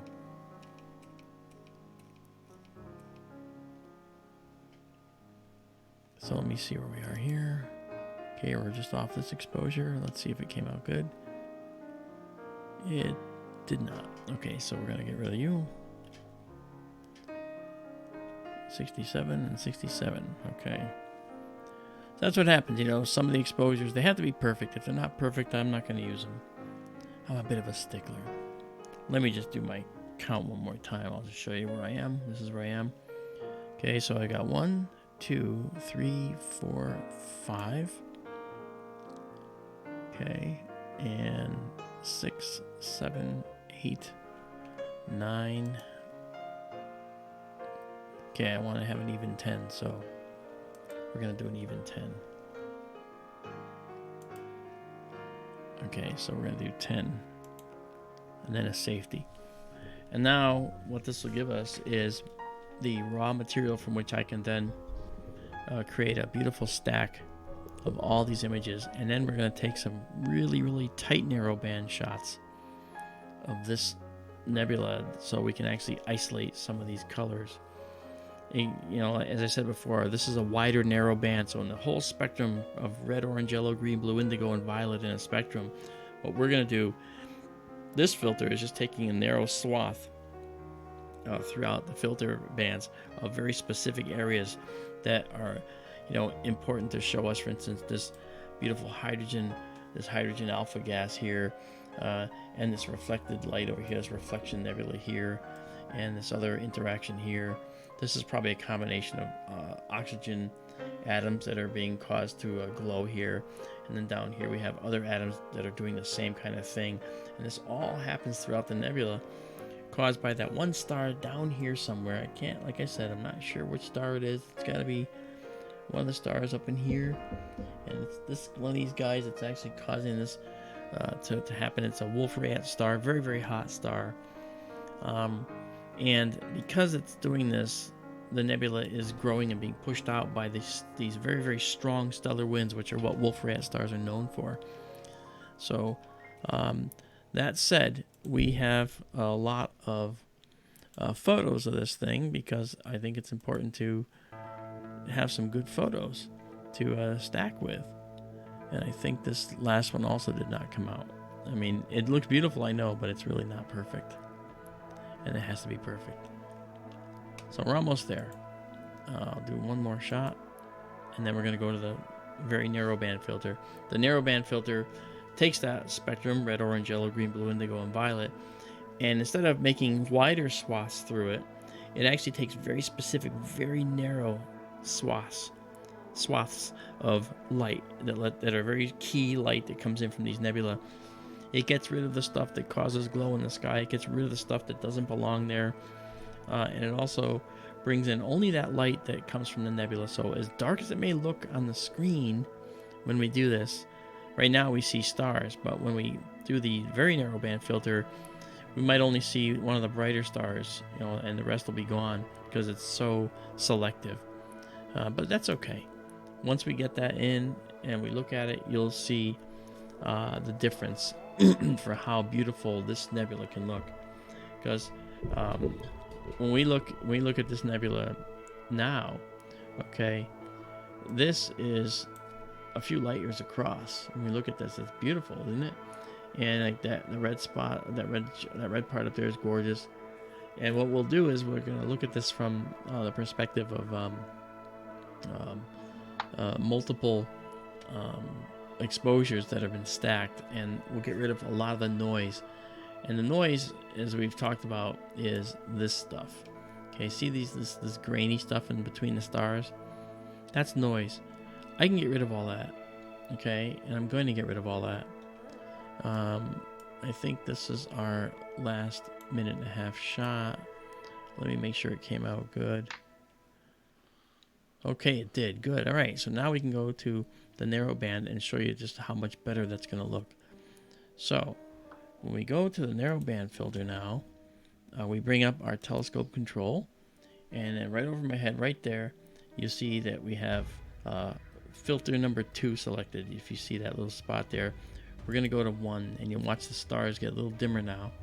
See? But that'll work for us. So what I'm going to do is I'm going to just go up by one stop from 25,600 to 32,000 ISO. And I'm going to take another minute and a half shot. And this minute and a half is going to look a little different from this one. This is the one where we actually did it with the wider narrow band. Now we're going to use that very tight band filter. And you'll see how these areas in the nebula will get selected specifically over all this other stuff out here. And you'll see a much different view. Mark, yeah.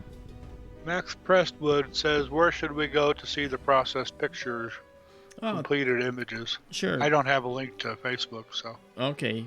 Max, thank you for joining us, by the way. Max Prestwood is joining us. I've never met you, Max, but I'm pleased to have you with us.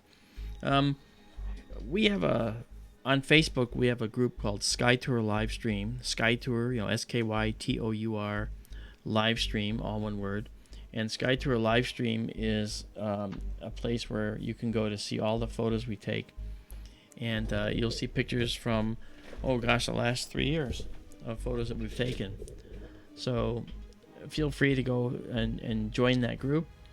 Everything is free. I give these pictures away for nothing. I don't need to try and make money on astro photos. You know, I'm here to show you the universe and give you ideas and make you think about, you know, our place in the universe as well. But it's pretty cool. So SkyTour LiveStream Facebook. Now this is the narrowband shot. Look at that.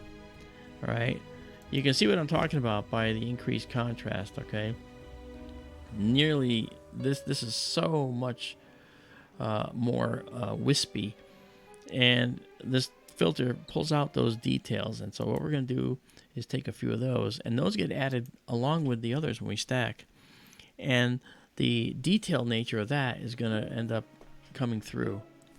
All right, so this is what it was before. Okay, and that's beautiful.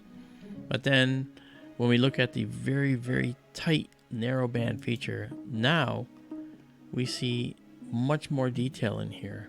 Look at that little wispy area right there. Look at that, with those 3 little wisps. That's something we didn't see before, like that. Okay, they're almost lost here. Look at that. You know, and then in this one, they're not. Here you actually see these delicate tendrils. Look at the knotty, as in Knotty. Look at the knotty nature of this right here. We go to this and look for that. We don't really see that there. Okay, let's do it with the raw. You see a little bit of it there. The raw is what we use. Okay, so that's the raw from that somewhat narrow band, and this is the one that's from the more direct narrow band. Again, adding many of these together gets rid of all this noise in the background. These are not stars, this is noise. And we'll get rid of that. It's just beautiful. Look at the difference in the sky color too. This is the somewhat processed, okay? Look at that background color versus this background color. That just gives you an idea how much it's excluding. You know? By the way, Raztaz, hello, welcome. I forgot to say hi to you. I try to make it a point to say hello to everybody who joins and who comes in for the night. Because if you're making the effort to come here, I'm going to make the effort to recognize you. Because you guys are really, really awesome. Alright, that one looks like it worked okay. And it did. So we've got a couple more of those. You don't need many of these. I might even go down to 16,000 again, or even less. To reduce the noise from this filter again. This song is kind of weird. It's called Digital Memories, but it sounds like an Annie Lennox song. You know, here comes the rain again. You know, that's what it sounded like to me. Yeah, Governor. It's been about 3 years now in SkyTour LiveStream. And we started that before KGRA Radio, SkyTour Radio. Last week we were number 3 in our ratings for our Sunday night, 8 to 10 p.m. on KGRA Radio. So on Spreaker and TalkStream Live, we were number 3. And we reach about, according to the station, and we're going to get our real numbers, we reach about 3 million people a month from the downloads and the listeners. So I guess, you know, what tells me is that people, they want to hear the science, you know. I'm a UFO guy, you know. I'm an astronomer for real, obviously, but I'm also a UFO guy. And by that I mean an extraterrestrial life proponent, whether it's intelligent or not, you know. I mean, and that's what my book is about, The Populated Universe, which is available on Amazon in 3 formats currently, print formats, and soon an audiobook by one of the people in the chat who's reading it with the voice of an angel. And that woman is none other than another KGRA radio host, Friday nights at 7 p.m. on Behind the Obsidian Curtain, and that is our own Carol Carl. Okay, the last comment in the chat right now is by Carol, and then Daryl just said something beyond her. So, show your love to Carol. Say hi to Carol. Because she really is a very giving person, just like a number of the other folks that are out there. She's certainly not the only one, but she's one of the ones that stands out because she's doing the audiobook for the Populated Universe, and it really is beautiful sound. I just couldn't believe the sound. Her voice is like it's angelic when you listen to her read. And yes, it's my type. Yes, I wrote the book, but you know what? She could read a dictionary and make it sound like something you'd never heard before. I'm not kidding. So, and that's the truth. So I want to recognize her effort in doing that, because I'm beside myself with the amount of time and effort that she's putting into this. And she's not asking for, the sun, the moon, and the stars either. She's just believes in what we do, and I'm like crazy loving it. So thank you, Carol. You're amazing. Yeah. Okay. That's very good too.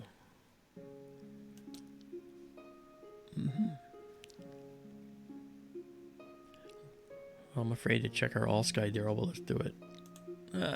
Oh, look at that. Wow. We're all clear again. We know. Well, look at our sky. I mean, we could tell by looking at this. Looks like you had another band of clouds coming your way. I mean, these guys? Yep. Yeah. Those are down in the south, but you've noticed they're going toward the bottom of the screen, and these are the ones that are going to come through us in a little bit. These guys are going to hit us. And when those do, we're probably going to be done for the night. But then again, I thought the others were going to kill us for the night, and they did not. So let's go see what we got here. I'm going to drop this to 25,600 rather. And I'll do another one here, and then we'll be done with this one. So let's see where we want to go next. Let's go look. Okay, we're at the Crescent Nebula right now, which is right here in Cygnus the Swan. And you say, where's the Swan? And well, there's the Swan. Okay. Okay, we're right basically in the middle of the Swan's body, looking at the Crescent Nebula. Okay. There's just so many things to see in this region of the sky. And I haven't had to move the dome once. We're doing good right now.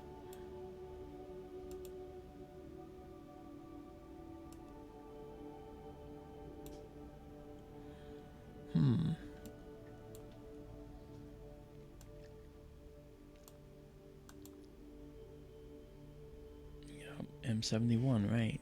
That's another globular cluster. We looked at M56 earlier, which is a globular cluster. And for those wondering, this looks a little confusing, I grant you, but if we go back to our main view screen here. Okay, this is our main viewing screen. Telescope control, me, hi. Camera control. And we just took the picture, so let's go see what that looks like. Oh yeah, look at that. All right, good. So this has given me enough to work with. I'm really happy with this. I'm going to change back to filter wheel number 2.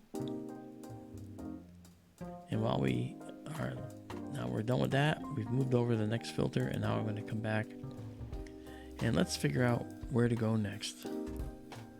Any suggestions, Daryl? Does anybody in the chat have a place to go? Because you also run it if you want. Oh, gosh, I don't know. We got so many clusters to check. I know.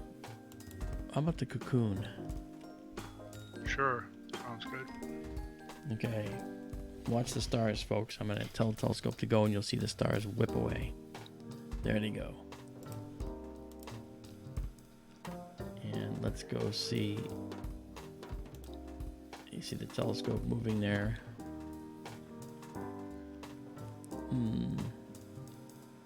I spoke too soon about having to move the dome. I may have to move the dome.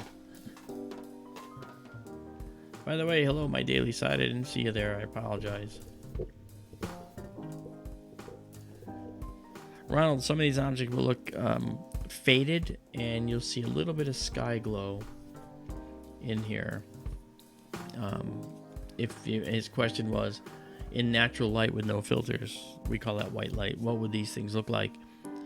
You'd see sort of a grayish sky because of the time exposure, and you would see the faded views. You might or might not see the color. The filters are mostly responsible for being able to show you the color that these things really do have in them. Okay, are we at our location? Well, it says we are. All right, now what we have to do is, knowing that it's not going to be exactly where we want it to be, we're going to bring it up a little bit. Okay, and then I'll take, I'll do 30 seconds at 25,600. And that's with filter number 2. That is the slightly wider narrowband filter. Okay, and then we'll go down to our weight state in the viewer. when the photo's done, hey there, Captain America, what's going on? When the photo's done, we automatically get the viewer to bring up our image.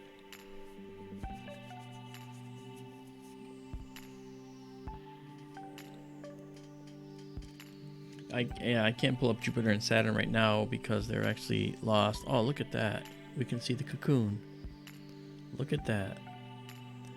All right. What are we looking at, guys? We're looking at this nebula right here. I'm going to go move that up higher. And we're going to take some more pictures of it. It's beautiful. I kind of knew it was a little higher. I should have brought it up more. And that's just 30 seconds. Now we're going to do a minute and a half. All right. And we're just going to wait. And we'll go for it now. This will be a very different shot. So here's the Cocoon Nebula. Right there. Now, one thing I've said before to folks is that in every shot we take, if you look really carefully, and you know, we don't get a lot of screen time in the actual stream, right? But in the Facebook site, on the Facebook site, SkyTour LiveStream on Facebook, you can actually sit there and scan the images for a while and find little stars like this little guy right here. This red star. This red one's showing up faintly in here. This red one's showing up faintly. A lot of the stars that you see in the night sky are these beautiful, tiny little, very low luminosity red ones. And there's more of those stars than any other kind. Really. And so those are called M stars. Not to be confused with Star Trek and M-class planets, but M stars. And the M stars are low temperature. Their surfaces are about 3,000 Kelvin, which is not a real high temperature, okay, when we're talking temperature-wise. And they are a red color because they're red hot, not white hot and not blue hot, which is the hottest blue. Wow, look at that, Daryl. Wow. So there is the cocoon, and let's do some processing. Instant process, what do we got? Look at that. Wow. It kind of looks like the Trifid Nebula, doesn't it? Really pretty. So now, guess what we're going to do? We're going to do a bunch of these, because I'm going to stack this too. And, you know, I think it was Go Captain America suggested it. What about a nebula you haven't seen in a while? Well, that was this one, and we're doing it. This is the this is the nebula of choice today. It's the cocoon. We're gonna fix that one. Oh boy, here's our night sky view. Here come the clouds, like we said. Now we are actually, we're kind of up here now. Let me just see where we are exactly. There's a cocoon. Yeah, there's.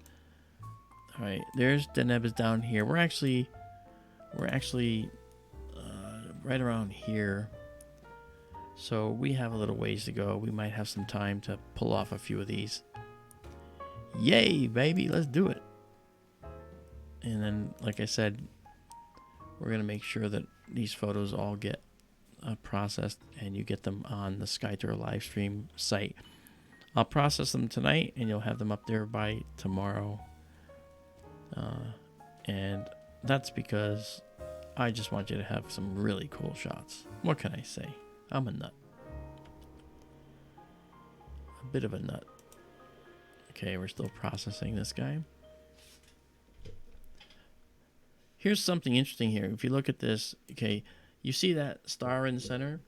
Okay, that star in the center, all right, is probably in the nebula, and it's probably assisting with some of the other stars to light up this nebula. And I say light it up. When I say light it up, I don't mean like put out a glow. I mean cause the gas to glow, because it's basically incandescent gas now, because the gas itself is glowing a red color. And that only a very, very high dose of radiation, ultraviolet typically can do that, right? I'm going to keep going here and just taking more pictures as we go. But you'll notice when we look in this nebula, okay, there are some dark patches and there's some neat, really like little convoluted, scalloped areas in this nebula. There's dark lanes up here, and I mean those are really cool, and we have some dark lanes out there as well. So we're noticing that this nebula actually has like some really interesting locations, like this guy. This is really interesting to see this dark little cavity here. And as I process these, we're going to get to see that a lot better. This is known as the Cocoon Nebula, all right? And the Cocoon Nebula is it's about 6,478 light years away, according to the planetarium program here. We are looking right at the cocoon right here, and if it's around 6,500 light years away, then we could actually measure this size in the sky and know exactly how far across this is in light years. For instance, we did that to show that the Orion Nebula, the most famous nebula, okay, is about 24 light years across, and for those that you guys remember the Orion Nebula, I think, all right? The Orion Nebula is this one, all right? That's the one that we actually took a photo of many times, and that's our photo we took of the Orion Nebula. And so the Orion Nebula is about 24 light years across. So that's a really interesting nebula as well. And so is the cocoon in that regard. So we can go back now and start again, take another one. And let's go now and check our all sky. How bad is it? Oh, it's getting close. This big blob is coming our way, guys. See that big blob? It's coming our way. We're right about here. So when it gets here, we'll notice that our sky is going to be terrible. It's going to be really bad for just a little while. Probably for about 2, 3, 4, about 9 minutes or so. And then what's behind it will be clear again. But it's okay. We're just still going to plod away and keep going. So when we look at this, we're still in the exposure. All right. And let's see.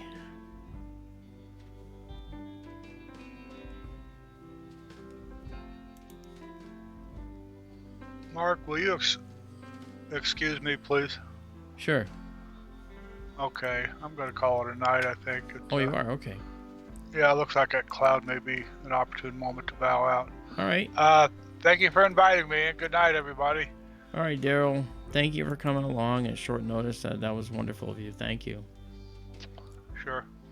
Okay. Good luck with your imaging, and good night, and take care, everybody. Have fun. So long, Daryl. Thank you See very ya. much. All right. Bye, everybody. Bye-bye. Well, there you go. Daryl's a real trooper, you know. He's done a great deal for us. He's a very, very nice guy. Okay, let's go see if we're ready to grab another one, if we dare. I think I see some streakiness here. This could be the beginnings of the cloud interfering. But don't worry. We will just... Yeah, it's there now. We're gonna... This photo is probably gonna be markedly lower detail than the previous.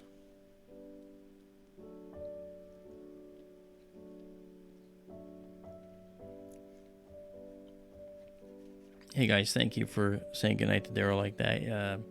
Means the world to him, you know, when you guys you say good things, you know. You know, he's very humble about astronomy, and you know we all are, because you know those of us who really understand the sky and really understand the science know how little we know about the universe in the end, and so it really becomes important, because we find that no matter how arrogant we may have been in the past, and we've all been there. I've been arrogant in the past. It's embarrassing to think of being that way now, but I can tell you, you just tend to draw people that are like you around you when you do stuff like this, you know.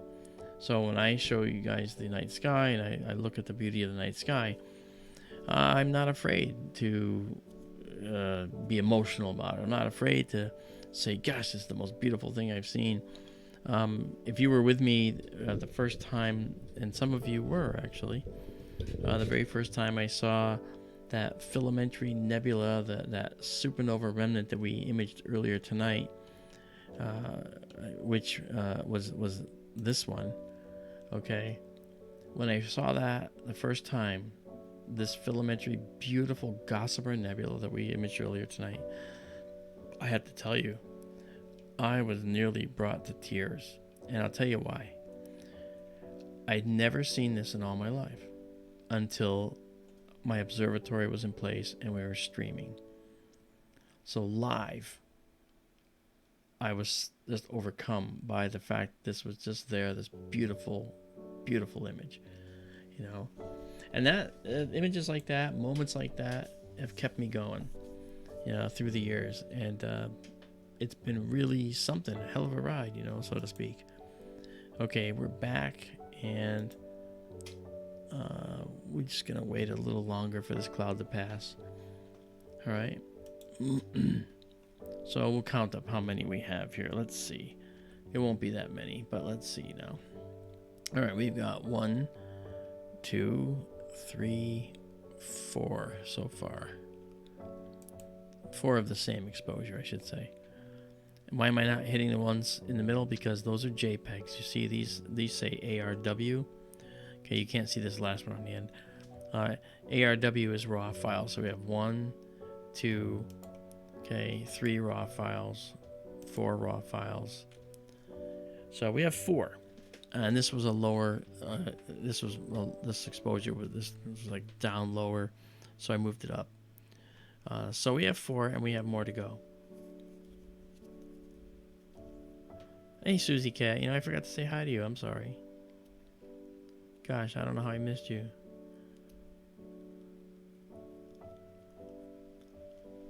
Yeah. I hope you guys don't mind that I like to play music in the background of my streams. I just think that, you know, it's part of the experience, you know, where it's like, I don't know. I mean, for me, I worship the universe, you know. It's just a beautiful place. There's so much going on out there. It brought life here. And I just think that it's incredible and deserves this this kind of over-the-top treatment, don't you? I mean, I do. I mean, that's just me. So, what can I say? You know, let's check our all sky. Okay, we're almost out. Almost out of the mess. We're getting ready to come back.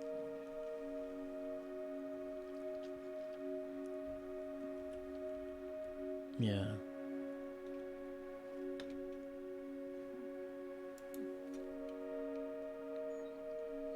Yeah, so we're actually not doing too badly.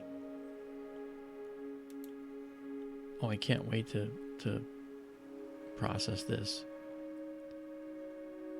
Believe it or not, that's going to come out well. You know why?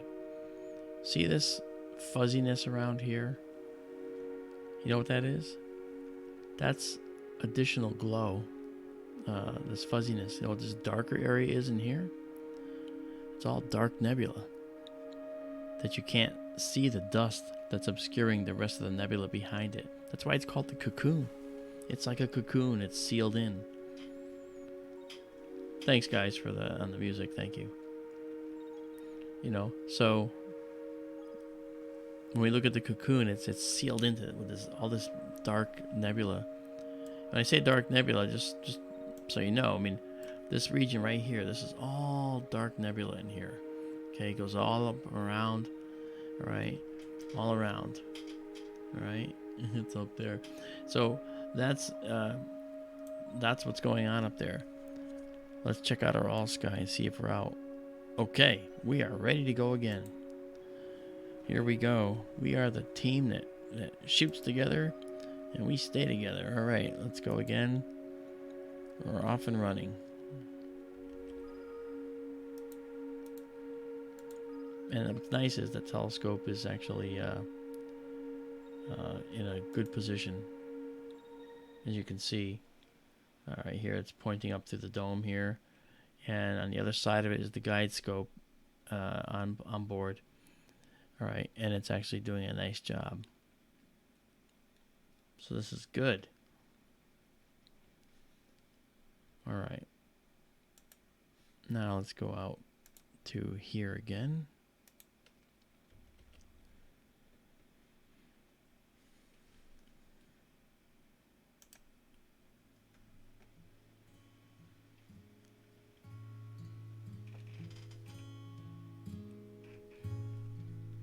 Okay.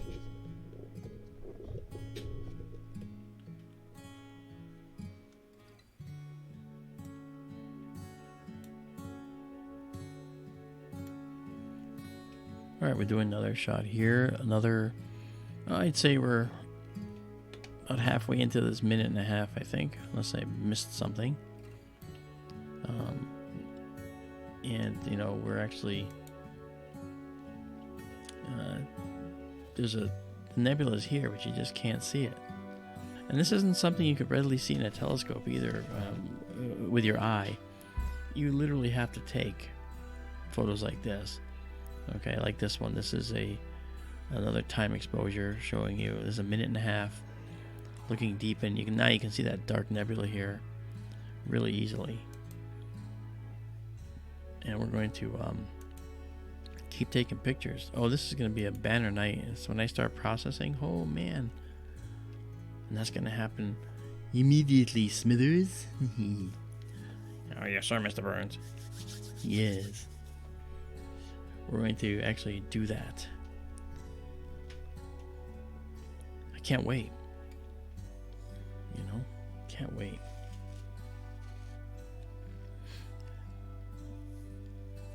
Let me take a moment here to read some of the comments while we're waiting for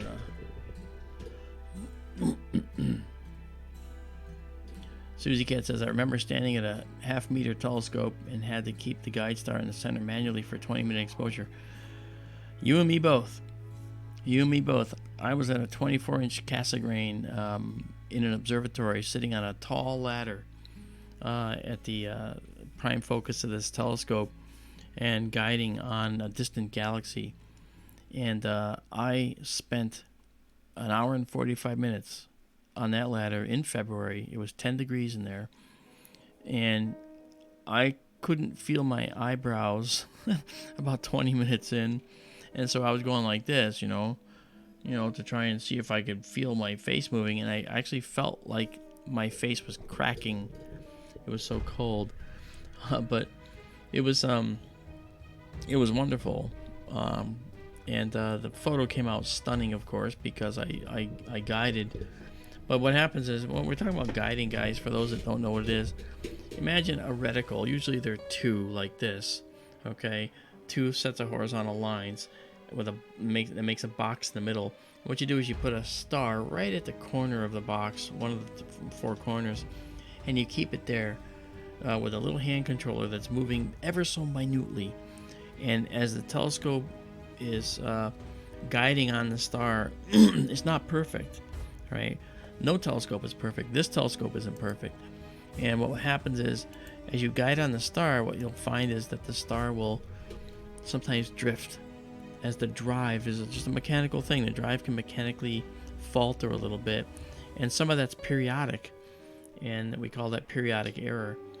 And that actually causes you to be kind of concerned when you're an hour into a photograph and you start seeing this thing moving, and you got to keep moving that star back. One of the problems is you get eye fatigue, and as you're staring into this eyepiece at this reticle, at the thing in the corner, trying to keep it in, all of a sudden the star is gone. Where'd the star go? And you quickly look around and then come back, and you can see it again, and it's starting to drift a little. You got to keep moving it back in, and I've blown more photos that way, but. And as Tara says, that's paying your astronomical dues. Or if not, pay for the equipment you broke. Yeah, I got a couple of those stories. I would like to tell you a story that I had told you before, and some of you know it, some of you don't. But it really relates to how I got into astronomy. As most of you know, I actually knew that I was going to be an astronomer at age 9. And I never changed. I'm an astronomer. This is what we look like. See? So then, see the nose and ears and eyes. And because I knew what I wanted to do, I didn't waver, and I knew that I had to have all the right schooling. I knew I had to, become really good in physics. I had to be really good in math, and I hated math. I hated physics. Because to me, I was seeing past all that, and really, really past all that, And oh, by the way, this is for you, Go Captain America. Big screen, where? He said he had us on the big screen, so I just did that as a joke.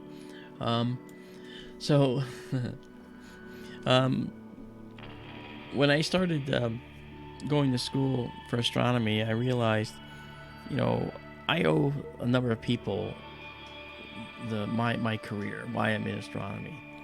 And one of them has to do with a 9-year-old kid, that was me, fresh out of the hospital after having had heart surgery at age 9 to fix a valve issue. And deciding I had nothing better to do, so on a kitchen table on notebook paper that I tore out of a notebook, left the frayed edges on it and everything, I drew up a plan for a space station. I was very detailed. I actually had methodology for getting rid of the carbon dioxide in the air, carbon dioxide scrubbers as they were called. I had charcoal filters, you see. I learned about that in a library book. And when I looked at all these things that you had to do to make a space station, I decided that I was going to build on paper a functional space station that NASA would like.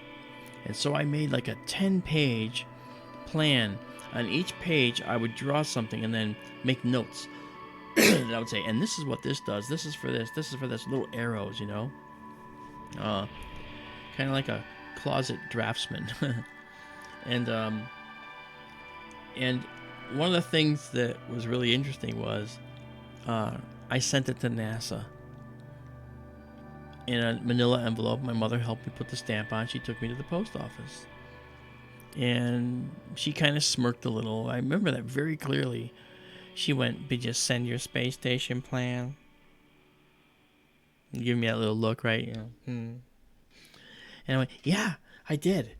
You know, and she goes, okay, get in the car. It's almost time for dinner. Okay. I went right home, and the next day I raced to the mailbox, hoping that somehow I'd get a response in just 24 hours. Not to happen. 3 months passed, and I did not forget about my space station plan. In fact, I kept wondering why NASA hadn't responded to my space station plan. I was really disappointed, actually. And I would ask my mother, first thing I did when I came in, did the mail come? Did I get anything? No, nothing from NASA. She knew. I went, oh, okay. And I'd go off and play with G.I. Joes or whatever, you know. Well, anyway, what I did was I came home one day, and I was tired of asking. And I came in the house. Hi, Ma. Hi, Mark. How are you? How was your day? Oh, it was good, Ma. It was good. She goes, well, you got something from NASA today. What? Whoa. Where? She goes, in the living room. It's that big box. Big box? What? I was flabbergasted. A big box? NASA sent me a big box.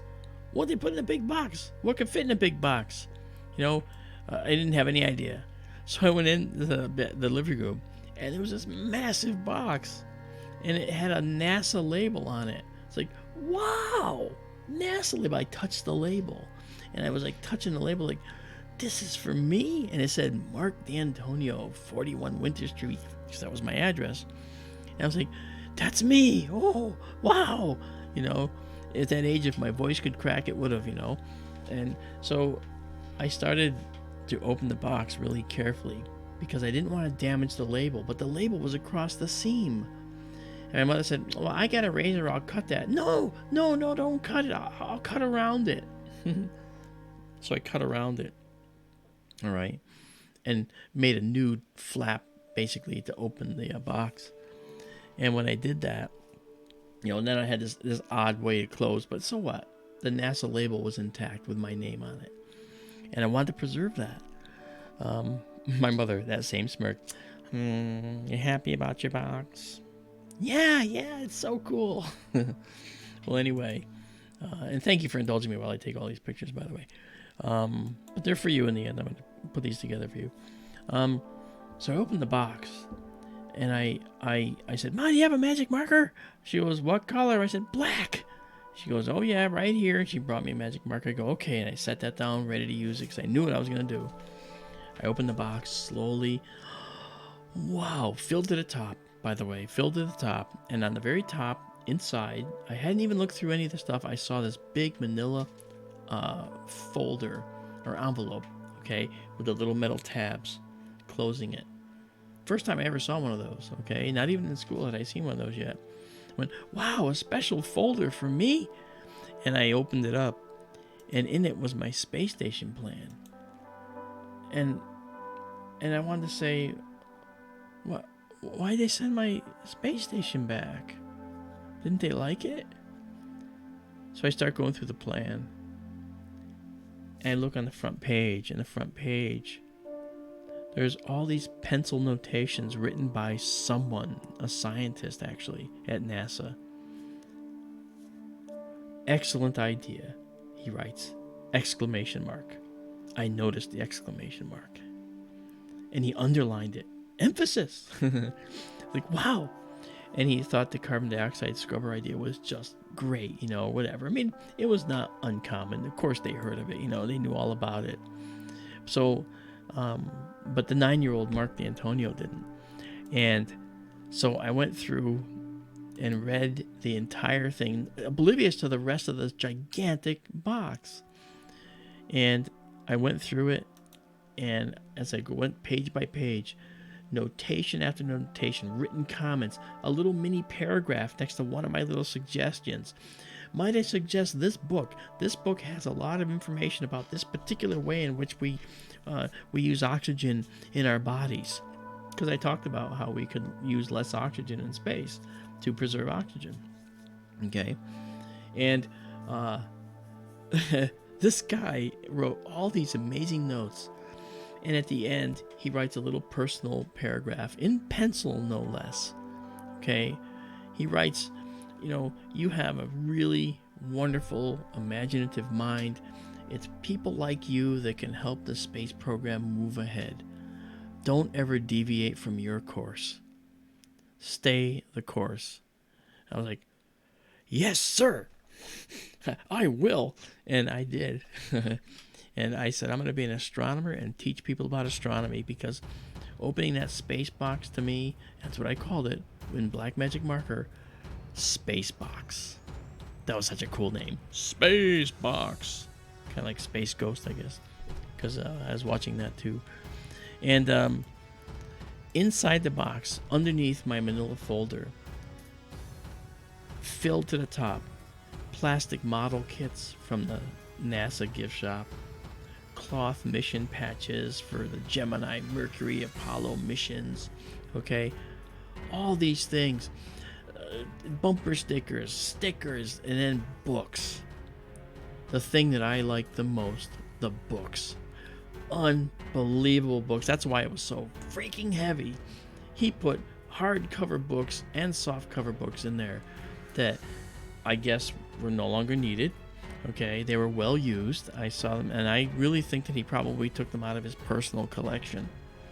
And so I went through this box and separated everything out and stated to myself, I will never ever misplace a single thing in this box. Well, over time I made every model, lost some parts. Most of the bumper stickers yellowed and the sticker stuff didn't work anymore. The cloth mission patches, which I just idolized, had either been lost, eaten by one of our dogs, which actually happened, okay, or I had actually given them away as birthday presents to friends, okay. And then when I finally got to the books, I have a bookshelf here in my office, and some of those books are still here. I don't read them anymore. I know what they say. But they remind me of that time when I needed them so very much.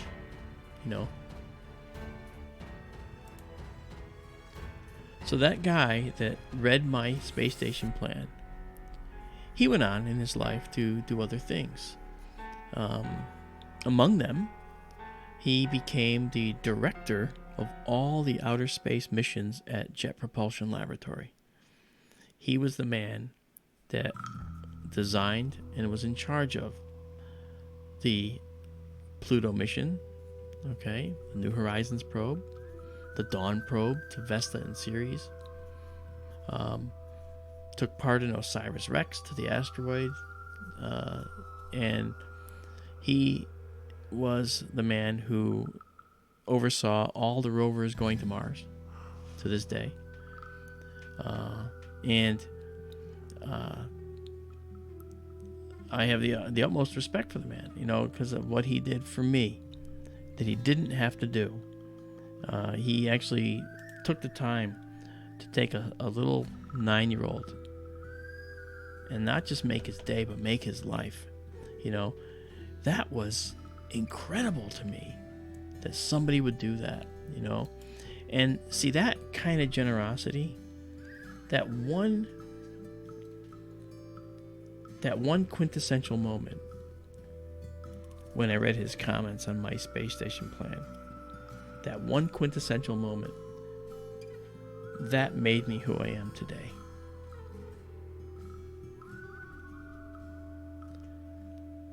Someone who wants to give it away. Someone who wants to share this incredible universe. And that's not, I don't say that lightly. That's something that was really, really, and still is, the crux of who I am. So I think that, moving forward, we have to, consider all those. People say, "Oh, you do all this. You have all these things, man. You're incredible. You do all these things." And all I keep thinking is, I'm not incredible. All the people before me were incredible. I just stood on the shoulders of giants.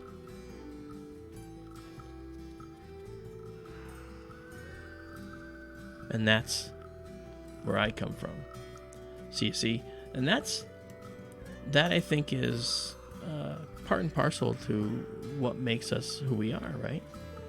So anyway, that scientist, his name, actually, you may have heard of him, some of you. His name is Gentry Lee at Jet Propulsion Laboratory, and Bert is his first name. Well, I wrote Bert after 40 years. I wrote Bert an email a couple years ago, and I didn't know if I'd ever hear back from him. I told him about the story I sort of just told you with a little less detail. And he writes back, he goes, wow, he goes, I so appreciated your email. That was fantastic. He goes, I don't remember you per se. He goes, but I did do that kind of thing for a lot of people, he says. Because children at the time, I felt, and I still do, children are the most important aspect that we have. Those are our most precious resource, kind of thing. I've always felt that's true, and I've translated that into, adults are also a precious resource as well. If they can learn the kinds of stuff that I know about astronomy, you can surpass me, go past me. I don't have a problem with that. I don't have an ego. You guys are great, So I tend to think that Bert is one of these guys that will always be generous of heart, and you're made of that fabric. You can't change who you are, really. So if I was a monster, if I was this mad, rotten guy who was just interested in money, you have to subscribe to SkyTour LiveStream, pay me money. Okay, well, that might work, and people would, but people would also be that much more sterile and less involved. If they feel they got to pay for it, then they don't think you care as much about them more than their wallets. That's right, Carol. Bert Gentry Lee. Yeah. So, yeah, that stuck with me. That stuck with me, and I can't be any different. I really can't. It doesn't mean I don't want to make money with astronomy. Of course I do. But I want to do it in a way that when we get to the point where it really makes sense, maybe there's a way to do that. If any of you have ideas, let them loose. I love your ideas. But I'm really very excited about what I do. I don't know if that comes across. That's a joke. It does, doesn't it? It's pretty obvious that I do care a great deal. Let's see what the sky looks like. Oh, this shot's not going to work. Looks like we're getting clouded out finally. We're getting clouds everywhere. This last shot won't be any good. See, these are all clouds. There's only one little area here, and that's going to be overtaken. Oh, well, sorry if I bored you with the Spacebox story, but I really thought that I was hoping that the sky would be a little better. I apologize. How can I apologize? Well, let's see what I got here. I got 1, 2, 3. No, wait. 1, 2, 3, 4, 5. Okay, 5, 6, 7, 8, 9, 10, 11, 12. Good. 13. Okay, we got 13 shots. And if this shot somehow miraculously comes out okay, then I'll have 14 shots. Are we still in that shot? We're still in the exposure. I'm guessing it's going to be a little bit fuzzed out a little bit, you know, and I can get rid of it. We got enough shots here.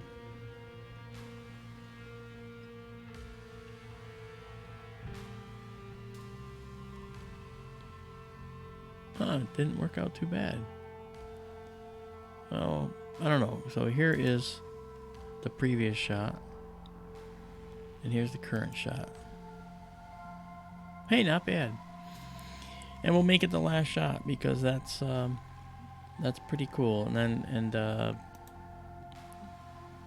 yeah, we've got all this light haze now. Darn it all! Look at how much thicker it is down there. Oh. Well, you know what, guys? I will tell you this. I had a really good night. We got this nebula. This is the Cocoon. All right. We took some beautiful photos of the Crescent Nebula. This is the very narrow band filter one. And this is this one. I actually want some shots, though. Darn it all. I really got to try and... Oh, I need the Cocoon with very narrow band. So let's try that. That's it. I'm Mark D'Antonio. Mark, just one more D'Antonio. Yes, sirree. Okay, so filter wheel 1, 25,600, go. Don't know if it's gonna work. Let's see what we got. Oh boy, oh boy. Well, we're in a Cocoon. We're like up here. Let's find out.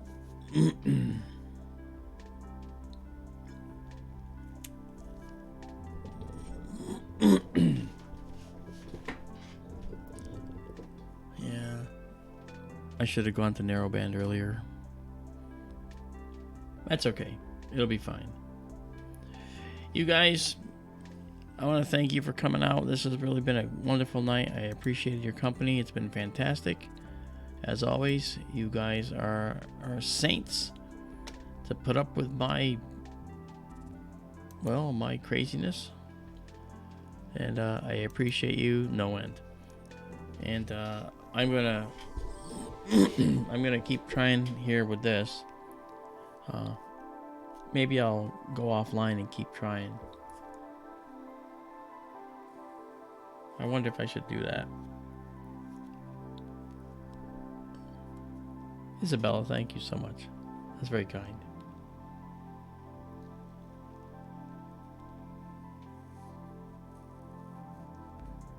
D86D, hey, how you doing? Yeah, see? David, that's right. You know, your dad gets you into this and you want to pass it on. You want to pass it on to your kids. I get it.